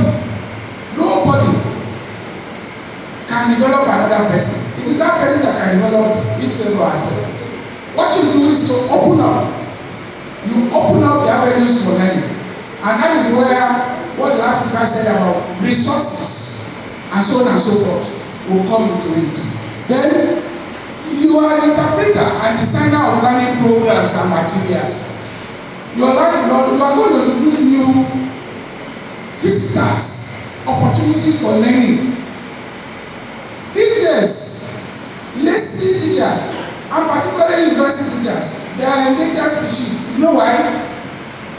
There's nothing you want to tell them, they cannot get here. And they will give you currency. So if you are the teacher, in UI, pardon me, I mentioned university. I was taught in a PG class, and the lecturer forgot that the note was dated 1982 or 81, and dictated even the dates. These days, even when you provide projects, if you are not on top of your game, they will use AI for you. They use Mensa, they use GTG, Menos, they use GTG, ChatGTP, and other tools. So it means that you must yourself be what? Resourceful. You must be on top, vertically, in depth, laterally, in terms of access to resources. So you are the interpreter and designer. Anybody that teaches you about AI will always bring up the fact that for you to maximize the opportunities provided by AI, the human agent must be there. Because AI facilities will also tell you that they could be wrong. So that is where the interpreter and designer will come into it. You are the leader, you are the administrator and the manager. One of our presenters said, if I'm teaching and I find that somebody is dosing in my class, it's not even going to that person. First, examine yourself. Am I able to carry everybody along? It means you are not reaching somebody. You can't be a good teacher. Different interests have been expressed from the few contributions we had this afternoon. But there are other interests. There are those who are slow learners. There are those who are fast learners. There are those you will say they have magnetic brain. But those who will still have to repeat those things over and over. And that is why you are not too fast and you are not too slow in your presentation, so that you can carry everybody along and then you achieve your goal. You are a scholar, you are a researcher, you are a lifelong learner. That one is obvious. I told you about my experience. My lecturer, he was not a professor anyway. Because a professor should be able to distinguish himself or herself. Let's put that for another day. The point is, if as a scholar you are just relying on one source, you expose yourself to ridicule. I know in our case, the first thing we do, you want to get the material being used by the lecturer. If you do that in my class, you are wasting your time, because I don't rely on 1, 2, 3 sources. Even for this presentation, I can tell you 5, 6 sources consulted. But much of what I'm saying are born out of experience. So when you get all these sources, you know, just according to, what is your own interpretation? That is where scholarship comes into it. And as a lifelong learner, there was a time I was thinking I would avoid AI. Then I went on sabbatical. Specifically, let me say, and I found that my MS student wrote a near perfect project. I said, no, this one is not possible. I had to force myself to go and study how to check with AI. And I found that it was 98% there. If I were not ready to learn, I would have given this person A. I had to call this person, educate that person, and the person confessed. The person confessed, but it would have really could be if I had submitted that thesis. And with A, and nobody would be asking, how is this possible? So, what we are saying in effect is that, yes, thank you, lifelong learner. Then community citizenship and pastoral role. Yes, your role as a teacher goes beyond the classroom interaction. If students are not concentrating, or if 1 or 2 students are showing signs of personal problems, are you interested? Why we say you must touch every student's life. If by counseling, I know when I first came back to this system in 88, I had a student, yes, he was a physics undergraduate student in education. And I discovered that this person was in top class, almost going to, at 400 level, almost going to drop out. I took personal interest, and we had to bring that child to be part of our family at some point, taking care of him and so on and so on. Eventually, he came out with strong top class, and today he's still a fulfilled person. So, pastoral community, what is the problem? Assessor, I can't say anything new. Professor Ashley has actually told us much about that. Learning area subject discipline face specialists. Yes, so as a specialist, you must actually show that you are a specialist. That takes us to, and the university teacher, when you look at this attribute, what aspects can we isolate as specifically of more importance to university teachers? I lump them together because to see how we can move from being a teacher in the generic and a university teacher. There are 4 major attributes that I'm looking for. Yes, specific to university teacher from these attributes. Yes, thank you. Doctor, I was not listening.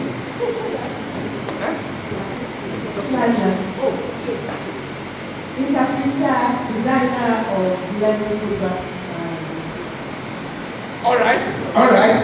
Yes, interpreter, designer, and well, that could also be combined with another one. But you have said a part of it. Yes, the wise man. 3 and 4, sir. 3 and 4. Yes. You are a scholar. You are a researcher. You are a community service provider. Then the other one,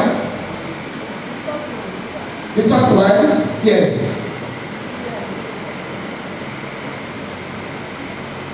Okay.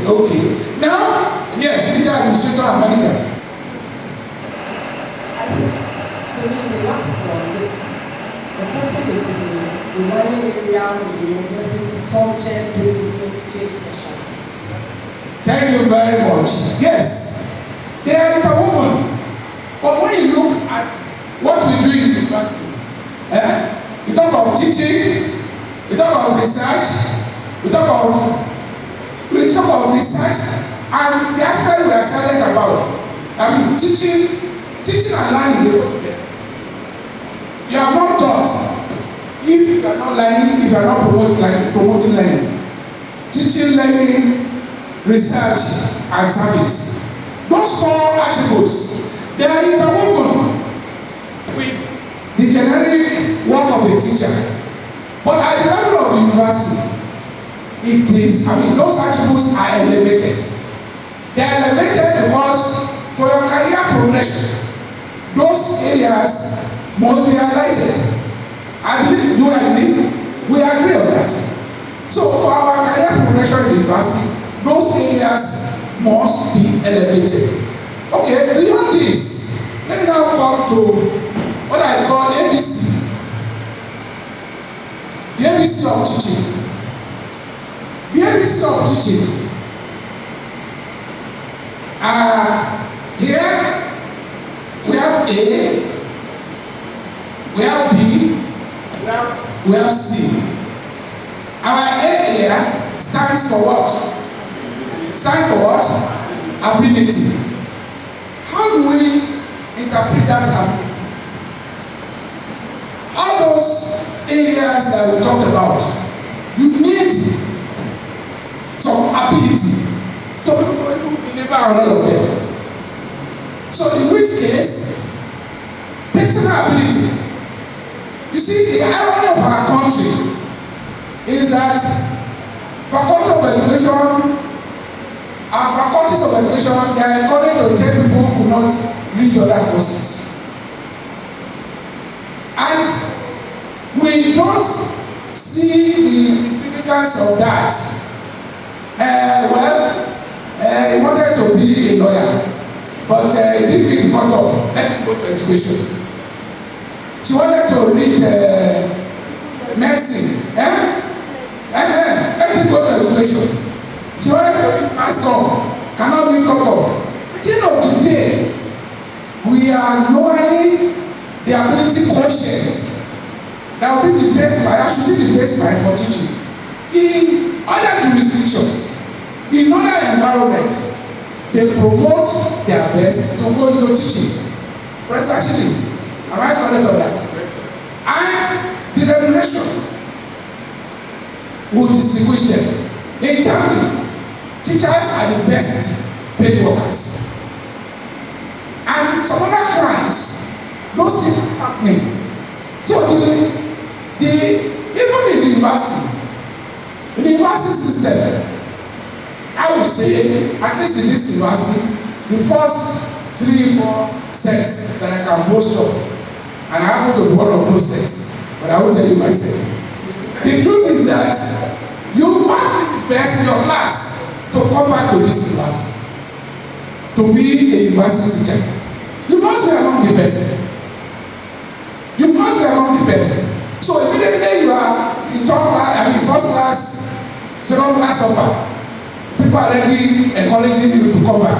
Although in the late 80s and early 90s, brain drain discouraged them. They went to banks and so on and so forth. So what are we saying? We need minimum ability. But where that ability has not been established ab initio, ability can be enhanced. Am I communicating? Ability can be, and that is where personal development comes into it. We've seen people who make top class while they are in university, but they were outstanding in business. They were outstanding even as scholars. Galifa, who was well celebrated, made top class as a lawyer. But I don't think you can count 4 or 5 lawyers since his time that you will not mention him. So, ability, initial ability, improved or enhanced. We need to note that. Then, competencies. How do you enhance your ability? Competencies. As we speak, there are professors who cannot send email. As we speak in Nigeria today, so digital competence, there is knowledge gap, there is skill gap, there is ability gap. Are we together? Now, there are professors who cannot solve the net. How can they impact on those they are supposed to train and mentor? Knowledge gap, skill gap, ability deficiency. So, in other words, there are competencies that we actually need to isolate and work towards promoting in order to cope with challenges. Like we are moving to new realms of learning. I'm talking about. We must prepare our minds. It was time past that people believe that once you have the knowledge of what you want to teach, you can be a good teacher. You may be able to speak, but you may not be able to teach, and you will see why. The third aspect is attitudinal behavior. In fact, the way the society has classified teacher, and before we know it, it has caught up with university teachers. It has caught up with university teachers. I used to have a stint in journalism.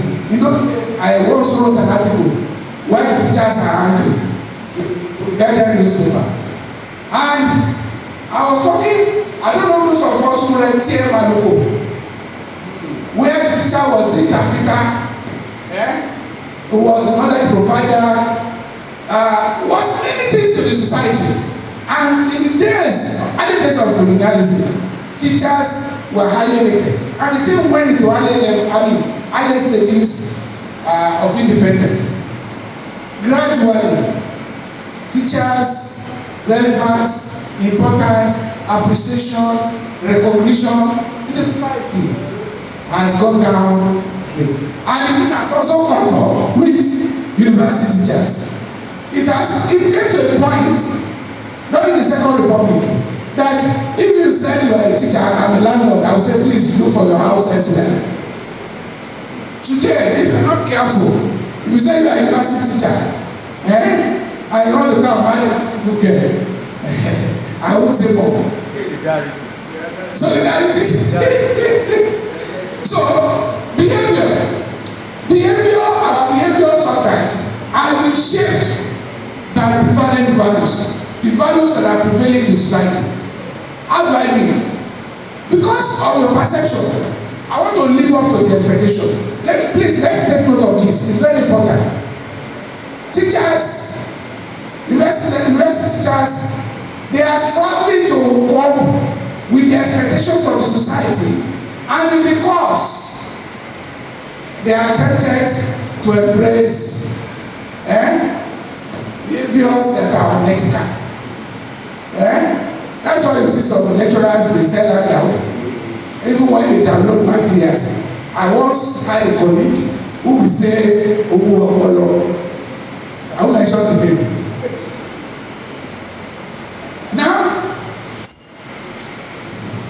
what are we saying in essence? We are saying that, one, courses and activities designed towards equipping, courses and activities designed towards equipping the trainees with abilities through courses in subject areas of field specialization that will enhance ability. This explains why, at the point of graduation, conscientious efforts will be made by the faculty to ensure that students pass the stipulated minimum workload in this respect. I'm sure you must have been told about the workload. Formal and informal teaching about behavior of the ideal teacher, courses in sociology, philosophy, psychology of education, curriculum development, educational management, etc., with strong emphasis on prescriptive requirements, values and norms, ethical standards. They are part of your program. Courses focusing on competencies in service delivery, areas of emphasis which will include communication skills. I'm sure Professor Onabanjo must have talked extensively about that. Problem solving skills, technique and cognitive skills, lesson preparation skills, self-directed learning skills, critical thinking skills, and evaluation skills. Just as Professor Ashley presented. Methodology courses are particularly designed to serve this purpose. Our methodology courses will be an aggregation. How can we summatively translate all those things? President will teach sociology, maybe my deal will teach evaluation and all other things. In practical terms, when you now get to the theater of activities, how do you apply those knowledge? That is what that will tell us. Now, how do you move from novices to becoming experts?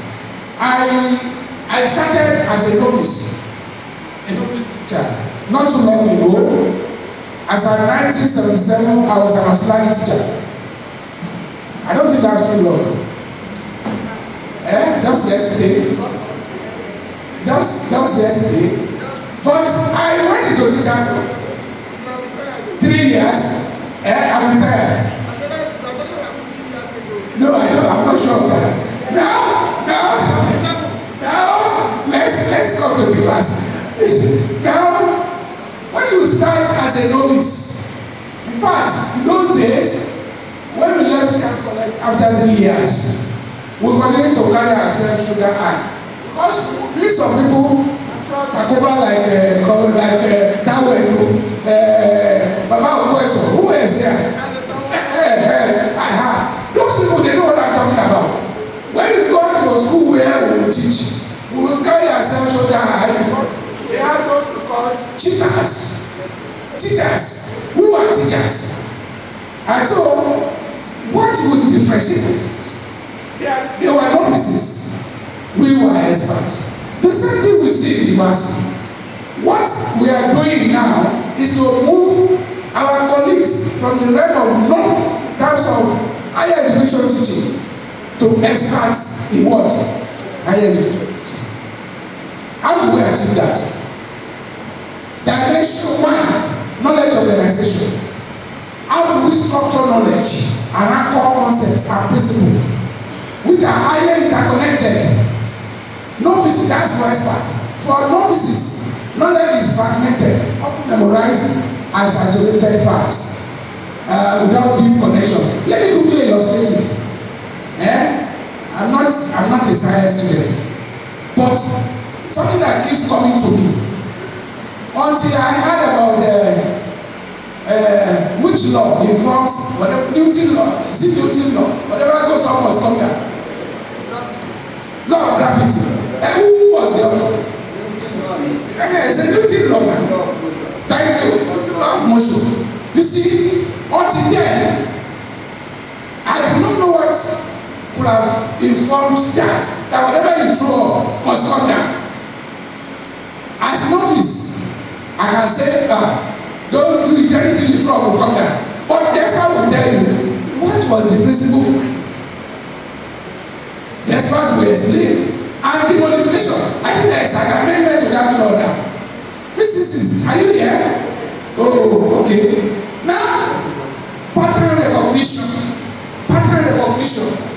We can quickly recognize meaningful patterns and relationships in information. Unlike novices, let me tell you, I can say I know a little about those elements were isolated. We have talked about what we love or what we loved and we still love about our teachers. Thank God for Dr. Sekinat, who buried the cat. Now, those things we learned about teacher, about our university teachers, and those things we didn't like about them, we know without telling us that those things we didn't like we should not do, and those things we like we should do. But what are the things we should watch for? That you have seen. Yes, form of unethical behavior. We have heard of resort racketeering, yes, closely. We have heard of sexual harassment. We have heard of vandalism. We have heard of financial misappropriation. And many other unethical behaviors. I only use it as illustration. So, once we do that, what are we going to become? We are going to become great university teachers. And thank you all for listening. Advice and lecture. The director of ICT will be coming here to give us a very special announcement as regards the time we will be having the next lecture and the structure of the next lecture for this program. Thank you very much. Let me hand over the mic to the dean for the declaration.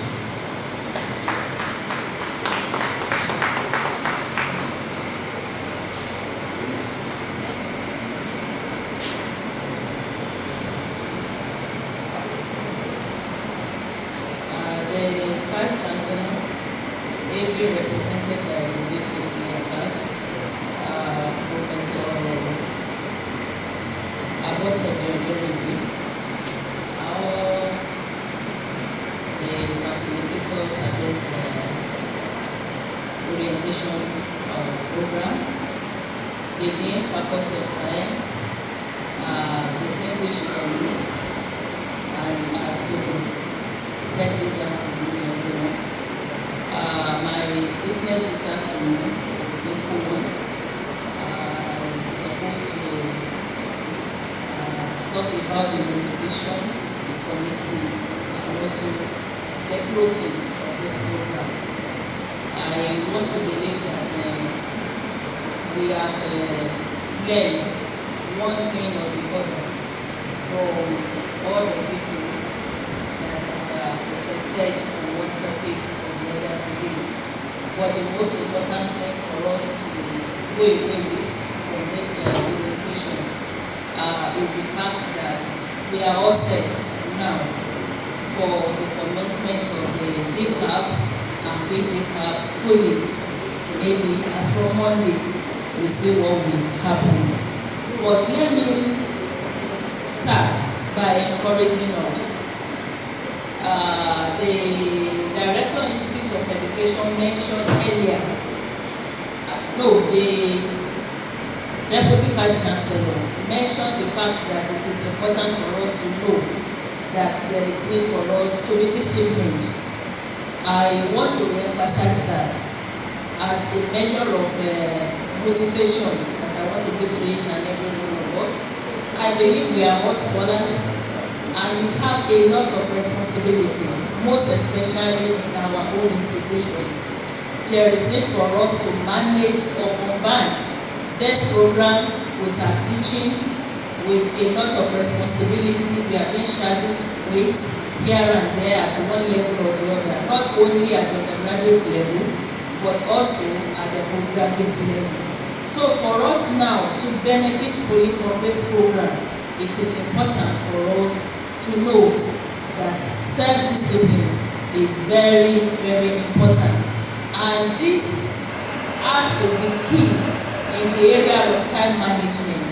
I want us to note that balancing teaching, other workload that this program demands, will be demanding a lot also from us in terms of our time.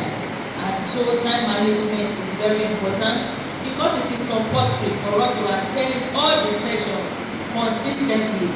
And also we have deadlines to meet in this program when it comes to submission of assignments, portfolio submission, as well as the teaching practice. All this has been mentioned because we have established during this orientation that the Gcap and the Pgcap program is going to be a practice-based program.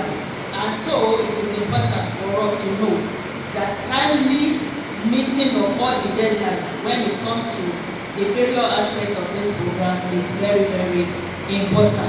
So I want to encourage us. I want to challenge us that it is important for us to create a weekly study and teaching time schedule for ourselves.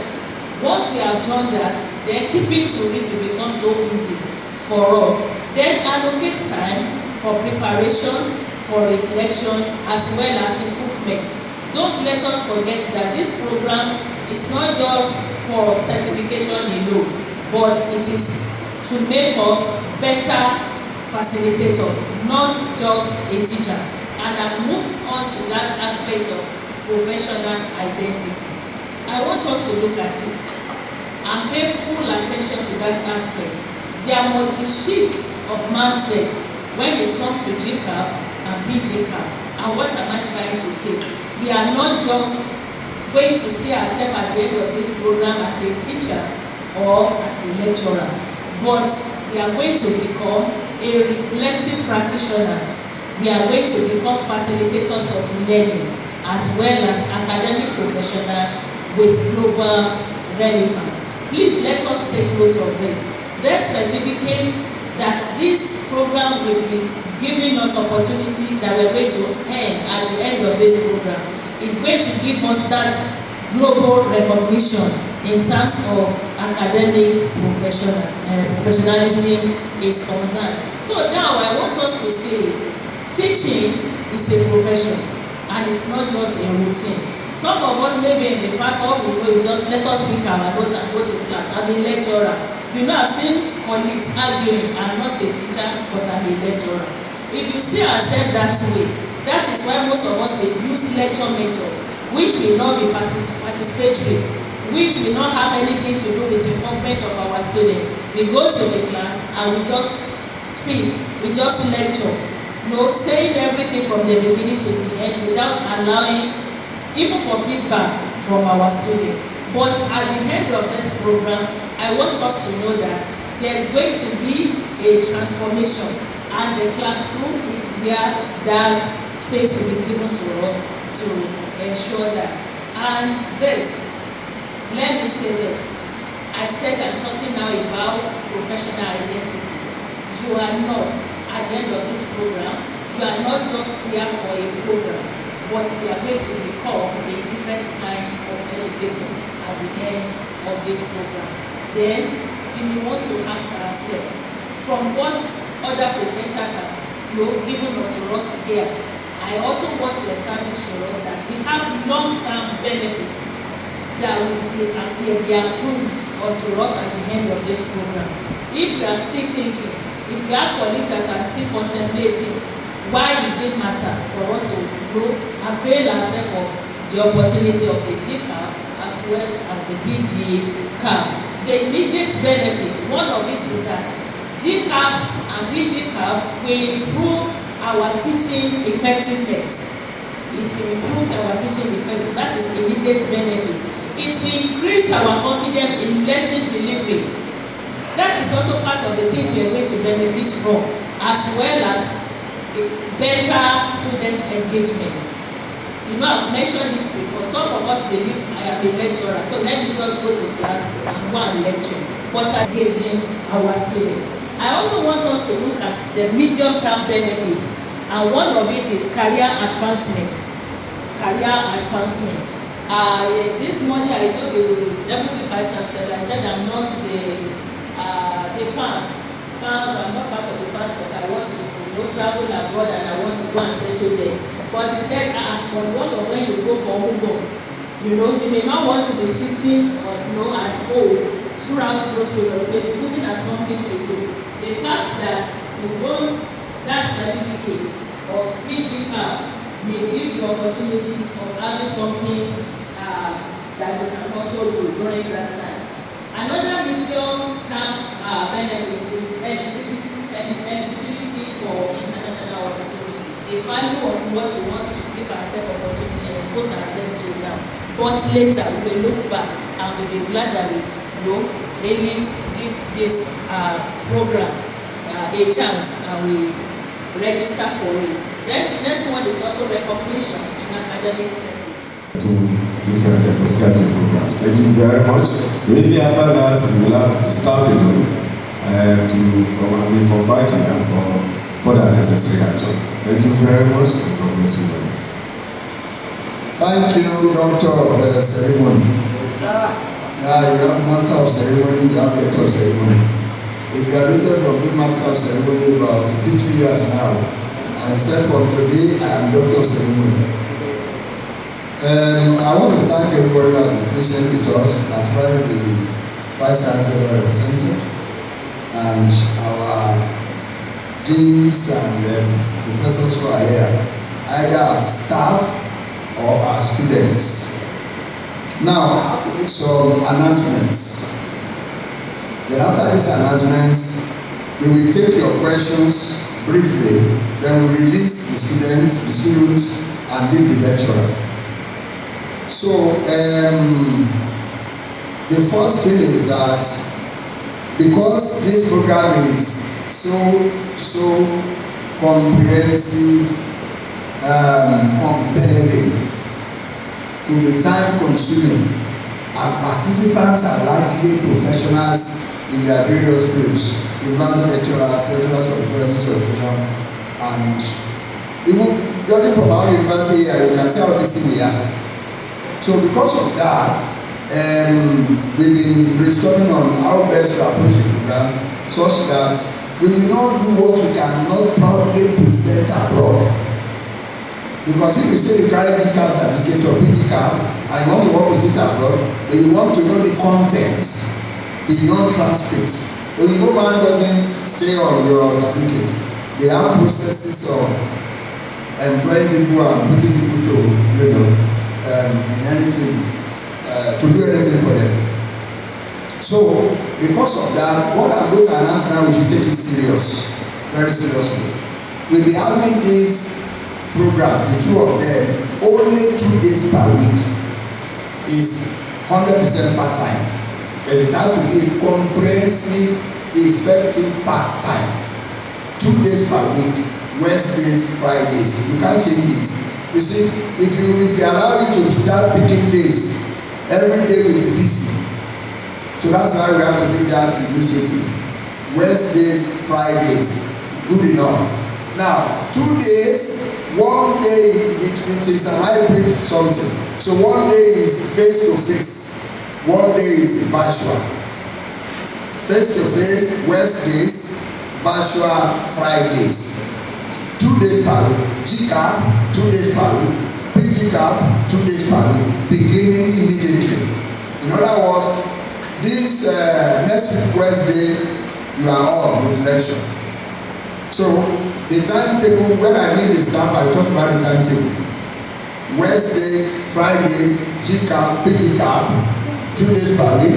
Wednesday, physical contact, face to face. Friday, virtual. I think that's good enough for us to, find our ways in between, so that it's not be like we have lectures, we have research, we have this and that. There is no day that is free. So if you are interested in the program, you have to adjust your program. You have to adjust yourself to meet up with that. Number 2. It's my pleasure. Okay, let me say this first. Even here today, some people paid for this course. They paid cash.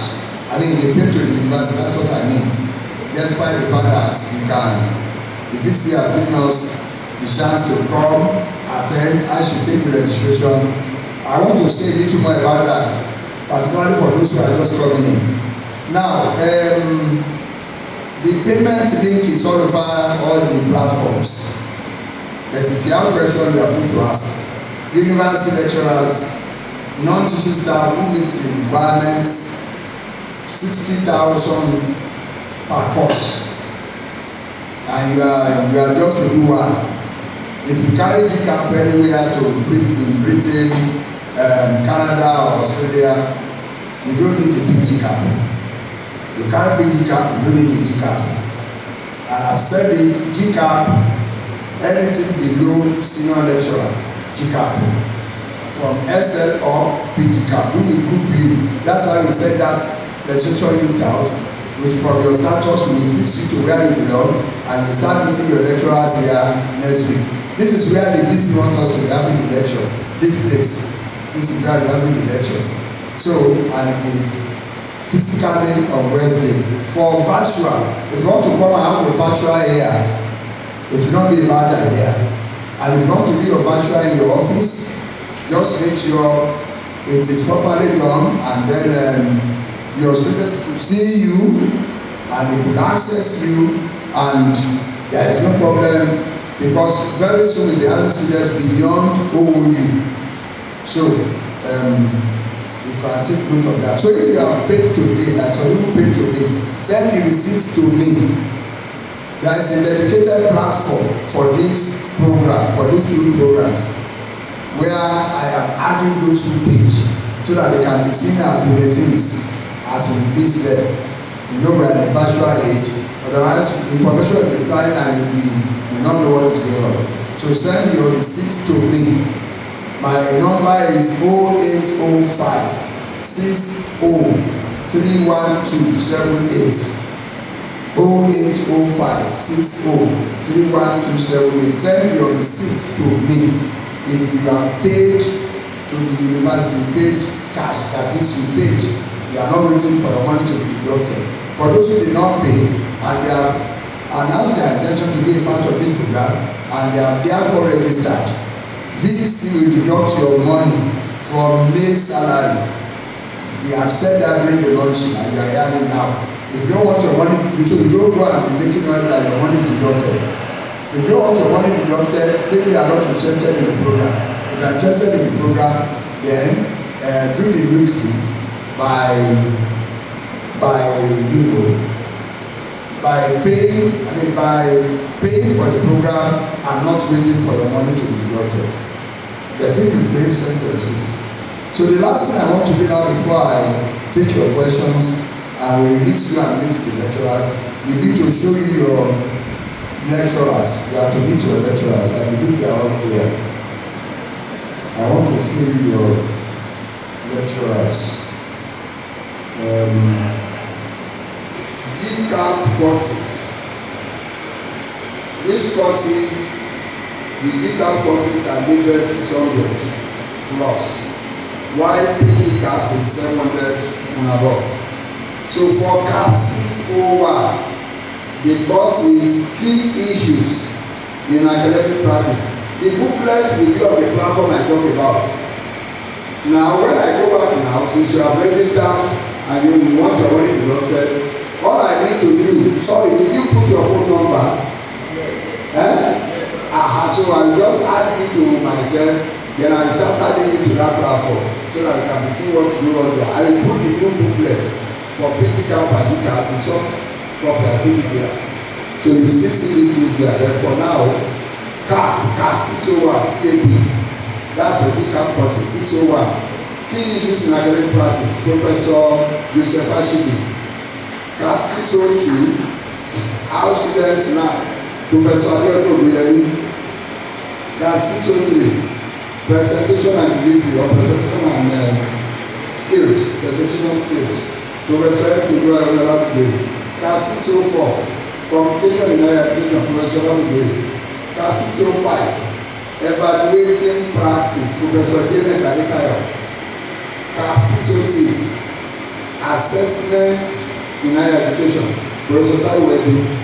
CAP 607, marking and feedback, Dr. Olabisi.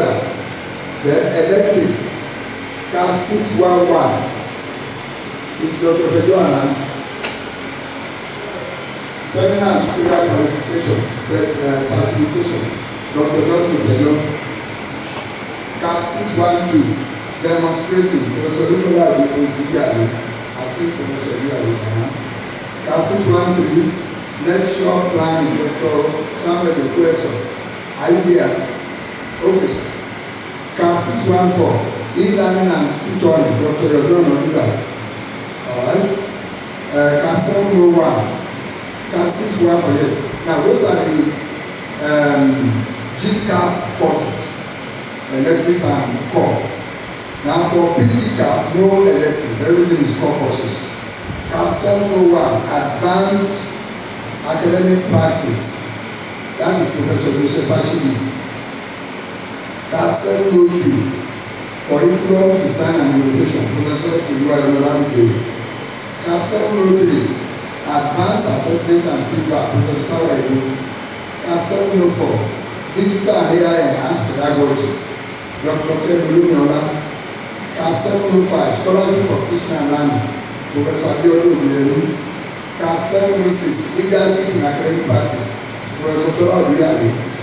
CAP 707, professional practice portfolio, Professor Olabisi. So those are the lecturers, we call them facilitators, who will be having our courses. Mondays, physical contact Wednesdays, physical contact beginning from 8 throughout the day. The one that concerns you is the one you will attend. So the timetable will be out between today and it's Friday, between today and Monday. The timetable will be ready. And the timetable will only be visible to those who register as students. And you go back, add all your names, all the registration lists, and add those who registered now. I will add it to that platform so that you'll be seeing what we are doing there. You see the timetable, you see the course handbook and so on. So I will take our questions now, then we will release our students, then the staff will meet for just a few minutes, and that will be the end of the day. Our questions, please. Questions, comments, observations.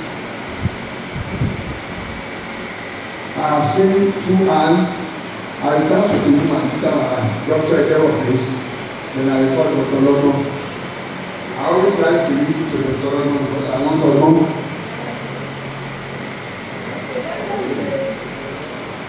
I want to say thank you to the organizers and for all the people that have delivered a great lecture. But I need clarification, especially concerning the Wednesday lectures. We said we start by 8. Is it going to be throughout the day to 4 or is depending, maybe you are just going to have 2? Because if you are doing about, from what you said, the physical, we are doing Gcap, we are doing almost about 6, 7 or 8. Is that going to, all courses to be taught on Wednesday, or there will be some that will be virtual, or there will be some that will be physical? Thank you. We will distribute it at we will distribute it between Wednesday and Friday. God will give us the wisdom to do it. I'm only saying that the mode of delivery for Wednesday is physical. Then the mode of delivery for Friday is virtual. Then we will distribute the courses. There are not many. We distribute them between Wednesday and Friday. Both the Gcap and Pgcap. You only attend the ones that are relevant to you. alright, USM, Gcap, SLO, Pgcap, Wednesdays physical, Friday virtual. Lecturers, your facilitators have been read out. So we distribute it abroad between the 2 days so that it will not affect so many things. Yes, next question. Oh, thank you very much, sir. I actually wanted to see some of those things you have mentioned, but just to say that I know you will really set out the timetable for us, and then everyone will be able to find out from the timetable the schedule when he or she will have a class. Especially the courses, when we know those courses, the name of the lecturers and so on and so forth on the platform. But then, like, I also want to suggest, I will be privileged, it's going to be a privilege on my own side that I will share a document with Officer. Probably it will also help some of the experiences we got from the short course program that we were doing. Able to develop a kind of engagement schedule from periods to cover. And probably it's going to be a privilege, sir. I want to share with you. I will be happy to share that with you. Professor, my that's why I say when you meet an Olabisi, you need Olabisi. So you need sir. So I appreciate that. You will be able to help us. Everybody will be able to see and plan. That's right. I appreciate that. You will see, sir. Thank you. I want to come. Yes, that hand. I see those two people. Before Olabisi, Dr. Are you a professor? Sorry, I don't know. Dr. Assisi. Dr. Assisi. From where? History and diplomacy. Okay, thank you, ma'am. My concern is the schedule, particularly Wednesday. Wednesday is my busiest day for the graduates. So I don't know how I will manage this. But maybe when the timetable comes out first, before we begin to say something about that, that is one. Then two, this is supposed to be a 3-semester course, right? Now, what is the semester like? Okay. These are my questions. Yeah. Thank you. Very much. Thank you so much. Now, the maximum time we are using for all the core courses is about 4.5 months. The busiest period of this, which you cannot reduce if you want to use this certificate abroad, is your semester 3, the time of TB. For Gcap, the teaching practice is solid 6 weeks. For Pgcap, the teaching practice is 8 weeks. And 8 weeks is 2 months. 6 weeks is 1.5 months. So we arrange our core lectures to be for 4.5 months. And then we had 2 months to that to make our teaching practice. By my record, I don't know, I just see the visit and it's reminded because I'm just at the point sending class to approve the calendar. It's not my program, it's a university program. The desire of the visit is that maybe everything should be 6 months. But we also have to be mindful of the time of teaching practice. By their record there, the minimum time for TP for Gcap is 6 weeks. And then for Pgcap, it's between 8 and 12 for your information. But I'm picking the minimum. I'm picking 8 weeks. What we are trying to do today, as I was sitting down beside the consulting data 2 weeks ago, we are discussing something about this thing we are doing. So the point I'm making is that we don't want you to carry a certificate and they will ask you a question. You will give an answer which is you can't tell lie. Even if you are not ready to say the truth in UK or in Australia or Canada, your transcript will say the truth. Your transcript will show. So we cannot what's the word? We cannot maneuver or manipulate the length of time for professional practice, the TP. So we will go for the minimum. Minimum for Gcap 6 weeks, that is 1.5 months.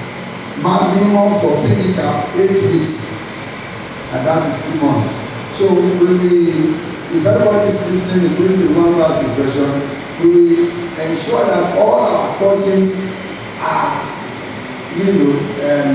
arranged to flow within 4.5 months. Then we add the remaining 2 months. So in other words, by maximum, maybe everything between 7 and 8 months we are finished. That is good to do something that I am not going to be a party to something I cannot defend elsewhere. It is something that the content will show that we really work, and the time of keeping shows that we have worked. Yes, Professor, you want to make a comment on this question? Worries is actually about the schedule of the lectures.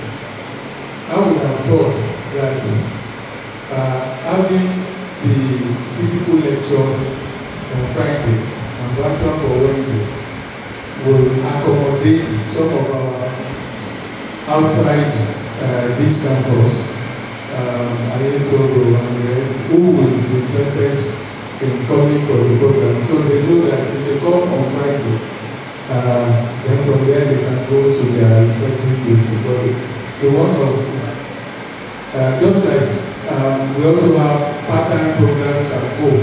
Can I have a reaction and see some people shaking their head?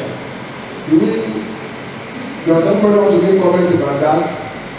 Is that what everybody wants us to do? To put the physical contact for 5 days? That would be better, sir. Okay, I put fashion so that we can accommodate people from the main campus. Okay, so thank you, sir. Nothing is we are landing together. So we can make the physical contact for Friday. We can make partial for Wednesday. So we are agreeing now, and we will go and work that. And the people have those who say they are so busy on Wednesday, Friday is almost Saturday. But have it in mind that physical contact Friday, if you go and your attendance is not taken by your lecturers, please, we have said a lot of things today. Let's take it serious. If you register for the course, we are mature people. Let's handle it maturely. We are available. On those Fridays, we are available. Somebody want to do 704, the lecturer, the professor is not here, and he say, I cannot find anybody. Somebody exactly 702 is here, or 603 is here, and cannot find the students. We'll be taking attendance. It's part of the kind of discipline the GBC mentioned when we started that is required. Even though there is no physical exam, the examination is continuous, as we have heard from people today. Yes, any other person come. Please come forward. Please leave our microphone. Come forward, please. For that information, but I want to support the professorship for Friday. My departmental seminar is always on Friday, not my classes. So I want to know what time exactly are we starting lecture for that Friday and when is it ending. And for those of you that want to travel for that weekend, I have that discussion around the corner here, so that we know the timing, then we can adjust. Wednesday is always busy for me, but I can adjust through virtual or the physical. But just let us find a way to manage our time. That's just are you asking a question or you are making a comment? Yes, comment. Honestly speaking, thank you, Dr. Nara. Honestly speaking, if we have to visit everybody, one day or the other will be impossible. If you put it on Monday and Tuesday, so people have things to say. Put it on Wednesday and Thursday, people have things to say. So I just have to put my eyes through. So it's going to be, we are asking a question about when it will start on Friday. It's for morning. The two courses will be, the two programs will be the same day. You only attend the one that you will do it in such a way that nobody disturbs anybody. Nobody is here. It's from 8 till 5. Yes, it is just once in a week. Otherwise, Otherwise, what are you doing? You want to have a certificate of Oyinbo, you are not working. They don't do that over there. So better you are, so you have to count the cost. Once I take these names away, your money will don't tell you. So if you have anything you want to say about it, you better say it before I take it away. Once I take the names away, the business will not your money in the last students. Wait. And if our students you must come home, it's not a matter of pay that you don't see you won't collect your certificate, you come. If you pay earlier than the salary is paid, can that be? No, you can pay earlier. Why not? You can pay. But once you pay, send me your receipt that we add it to the platform where you will receive information. Yes, next question or comment.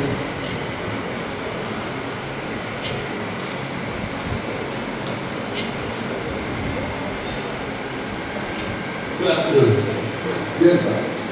It's not as the program is desirable and every objectives are achievable to be a better facilitator. There is also the need to also consider it. I quite understand that it's not. Consider what, sir? I quite understand that if you probably listen to most lectures will be somehow. But up to, it's not possible that we do it virtual. No, we can't do it virtual. Okay, fine. If it's not possible that we have virtual classes only, then we can do it this way, sir, because if you want to do Friday, realistically, if, for instance, I am an HOD of a department and there is a meeting that I was there on Friday, I don't know, because this time it's better that I talk out now. Talk out now? Yeah. So, if it's going to be Friday's physical lecture, then let it be from 2 or 3. Till any time. Yes, it's going to be this, but having it from 8 to 5, there's likelihood that I will miss classes. Okay. Not deliberately, but well done. Yeah, thank you very much, sir. Well done for missing class. Well, honestly speaking, I appreciate your comments. I can't say you. I really appreciate your comments. And perhaps your mind is the mind of many people, but I just have to be frank with you. You cannot get in those convenient time for everybody. Somebody somewhere will have reasons. Now, just a minute, sir. Those who come for ODL, those who do international courses, those who travel and they have to engage in one another, it's sacrifice. This program is not compulsory. Don't be very seriously. And don't be trying. I'm not, please don't take it personal. I'm sure they want to take it personal. The point I'm making is that if other people respond or ask questions, you will always have reasons. If you are going to be found with this side, you are on this side of the podium, you know that every day is going to have complaints. Everybody must have something against every day. Are you getting my number? Everybody must have something against every day. Everybody must have something. So there is no way that is convenient. So the point I'm trying to make is that every day we choose, we must find a way around it. If we say Friday from 2 o'clock, the question is from 2 to where? We cannot accommodate all the courses. Except we are converting Friday back to virtual. Otherwise, we cannot accommodate all the courses. I made my own research come here because I know that the load is on me. It is hybrid. Hybrid is the eating now everywhere. And so, I believe that because it is hybrid, if you make a day for physical, you make a day for virtual. We said Wednesday, Friday, we are changing every Wednesday now. So if we are changing it, then we must be ready to pay the price of whatever it will cost us to be available on the physical day. And if you are not going to be available, well, that is between us and our lecturer. Me, I want correct record. And if there is anything I'm going to be informed in, I want to do it well. Because Saturday, Okay, let's listen to others. Let me come also. Yeah, let's listen to others. No, we just talked louder. Since it's full-time, part-time.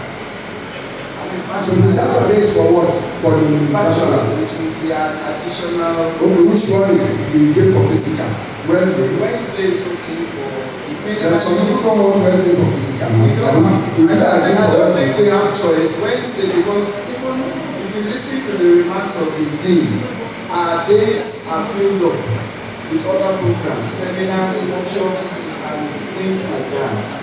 And we cannot jettison those ones for this particular one, whereas we have to attend to this one because it's laudable. So I was going to ask, can we add Saturday to virtual so that, because it's part-time, just like we do for postgraduate part-time, Saturdays are allowed for lectures as well. So if we are saying Wednesdays physical, Saturday virtual, let's keep addressing information. Friday and Saturday, not Friday and Saturday. We should remove Wednesday.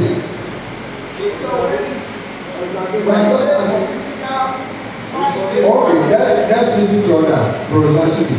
Then I come to Dr. Longa, then Dr. Robo. Thank you very much, sir.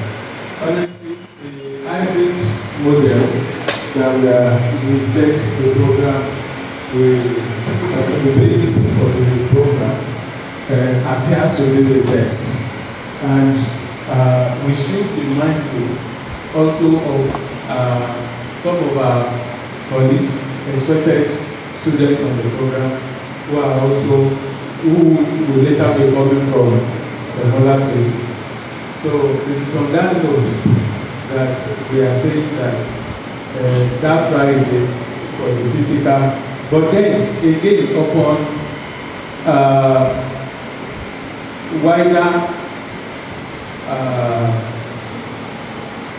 interaction, we also felt that if we could have the virtual mode for the program for now, and then the last 2 weeks of the semester to actually be where we have the physical.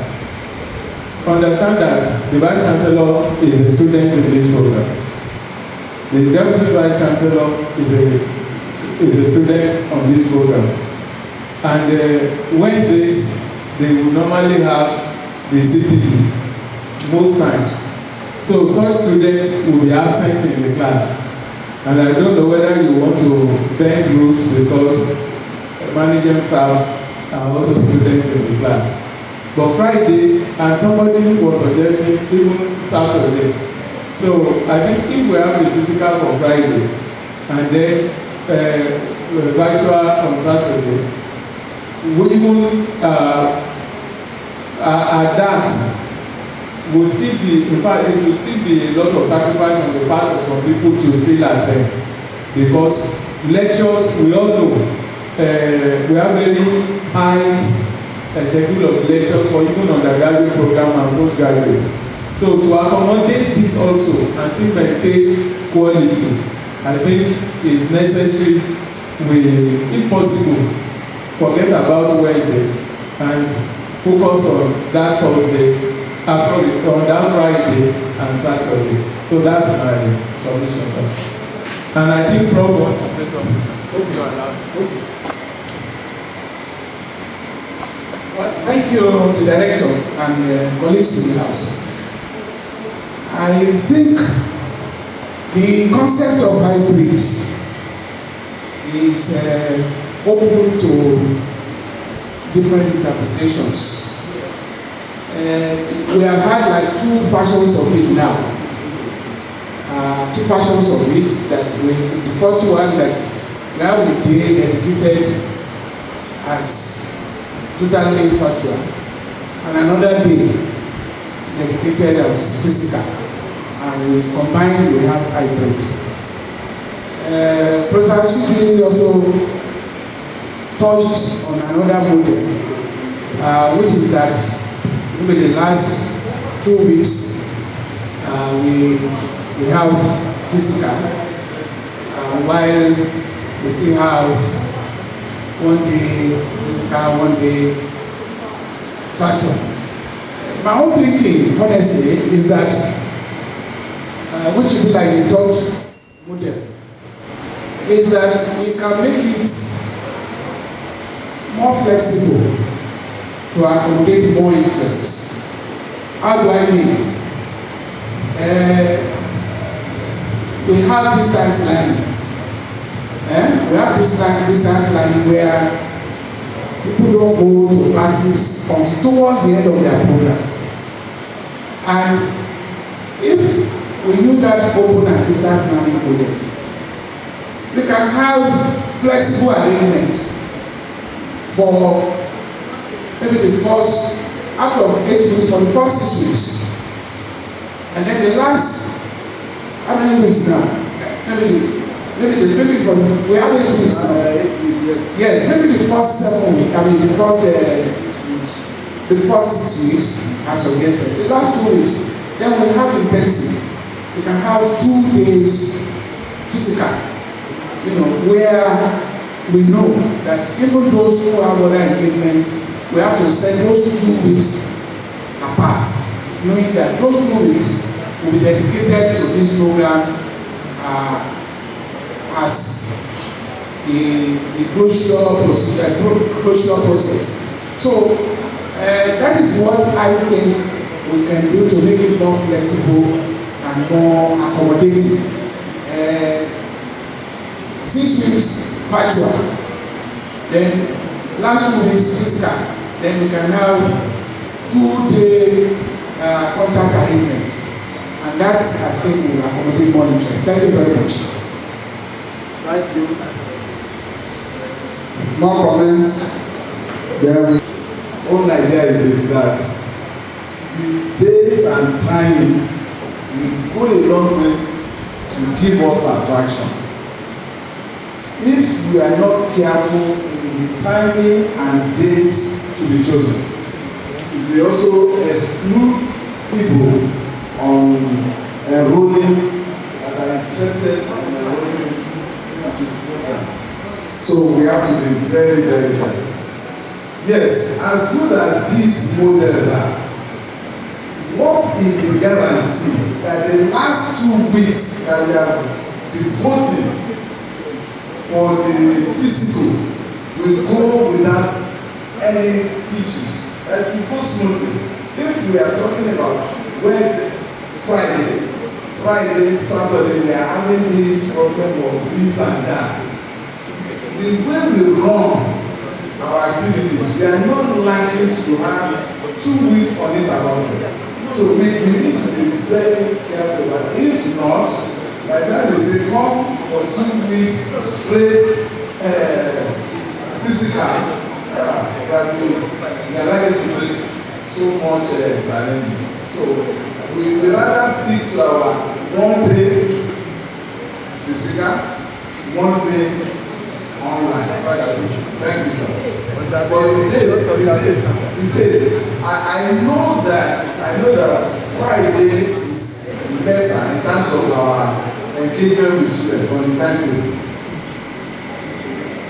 And our PG students, we are also expecting them to enroll on this program. So if they come around Thursday, Friday, it's a good opportunity to also bring them in. By way of extending the opportunity. For Saturday, I feel, especially for socials, it is well. Very good observation. That the number one. We are discussing something serious which you should all take interest in. Otherwise, by the time you drop your money and you are not available, you will not find it interesting because so let's all take interest in this. The first short observation is that as you plan the program, also don't forget the schedule of exam on campus so that you will need to adjust the timetable for this program. The second one is probably evaluate the possibility of even this Saturday we are talking about, or any of those days that we want to embrace virtual, the possibility of engaging towards evening, we also look at that. Then the issue of the maximum attendance that is expected, we should also put that in mind. Then lastly, I don't know if it will be possible. You said they are dedicated for physical lecture. I don't know, sir. We will also think about the possibility of having another place to make it to, so that concurrently, if Pgcap could be open in a place on the place of physical, and then Gcap in another place simultaneously, so that the contact period will be shortened. If you are going to and possibility of looking at the possibility of looking at the maximum of like two courses in a day, both physical and virtual. So if we have two contact places, locations, then we can shorten the period of engagement while Gcap will be holding in the place and Pgcap. So all these possibilities are, God will help you, sir, to figure them out. Thank you, sir. Thank you, Dr. Obon. You are really giving us Obon. Thank you for that, Obon. Does anybody have any other comments? We're talking seriously. We have a lot of matters arising from all that you have generated, and we have to make some conclusion. Ideally, I should have thought of leaving that conclusion to the time we be meeting the staff, but you need to go through as privilege so that you are available when you are needed from next week. So the options before us, 2 days per week, Wednesday, Friday, Saturday, or virtual for 6 weeks, the last 2 weeks physical. But the concern of Dr. Oluga, when Professor Oyedepo was giving that suggestion, was actually my concern. That if we find it difficult to be available for 1 day, how are we sure we be available physically for 2 weeks? These are issues. Talking very seriously is give and take. There is no amount of negotiations we have there that is not going to affect some people and affect some people. So we have to just arrive as a consensus. So I'm not sure the way this university is structured, because the majority of the students are still from this campus. The way this university is structured, the way our activities are structured, I don't see us being able to dedicate 2 weeks physical as of today. I don't think so. 2 days in 2 weeks. 2 days per week in 2 weeks. Yeah, 2 days per week. That is 4 days throughout the 2 weeks. 4 days throughout the 2 weeks. Okay, that's all right. So, if we are going to use, if we say something is hybrid, and the only physical contact we have is for 4 days, I don't know how we put that one into transcripts. So I don't know.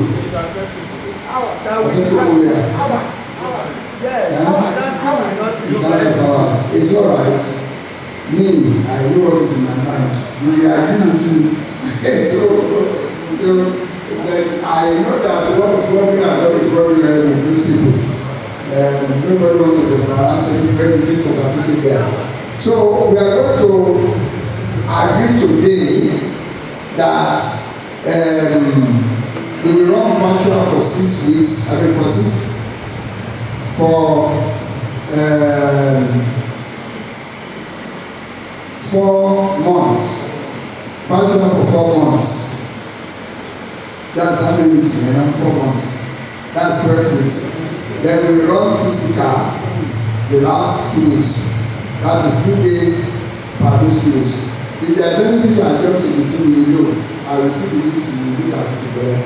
And then we also make further international consultation. So that we don't carry something that cannot be expected anywhere.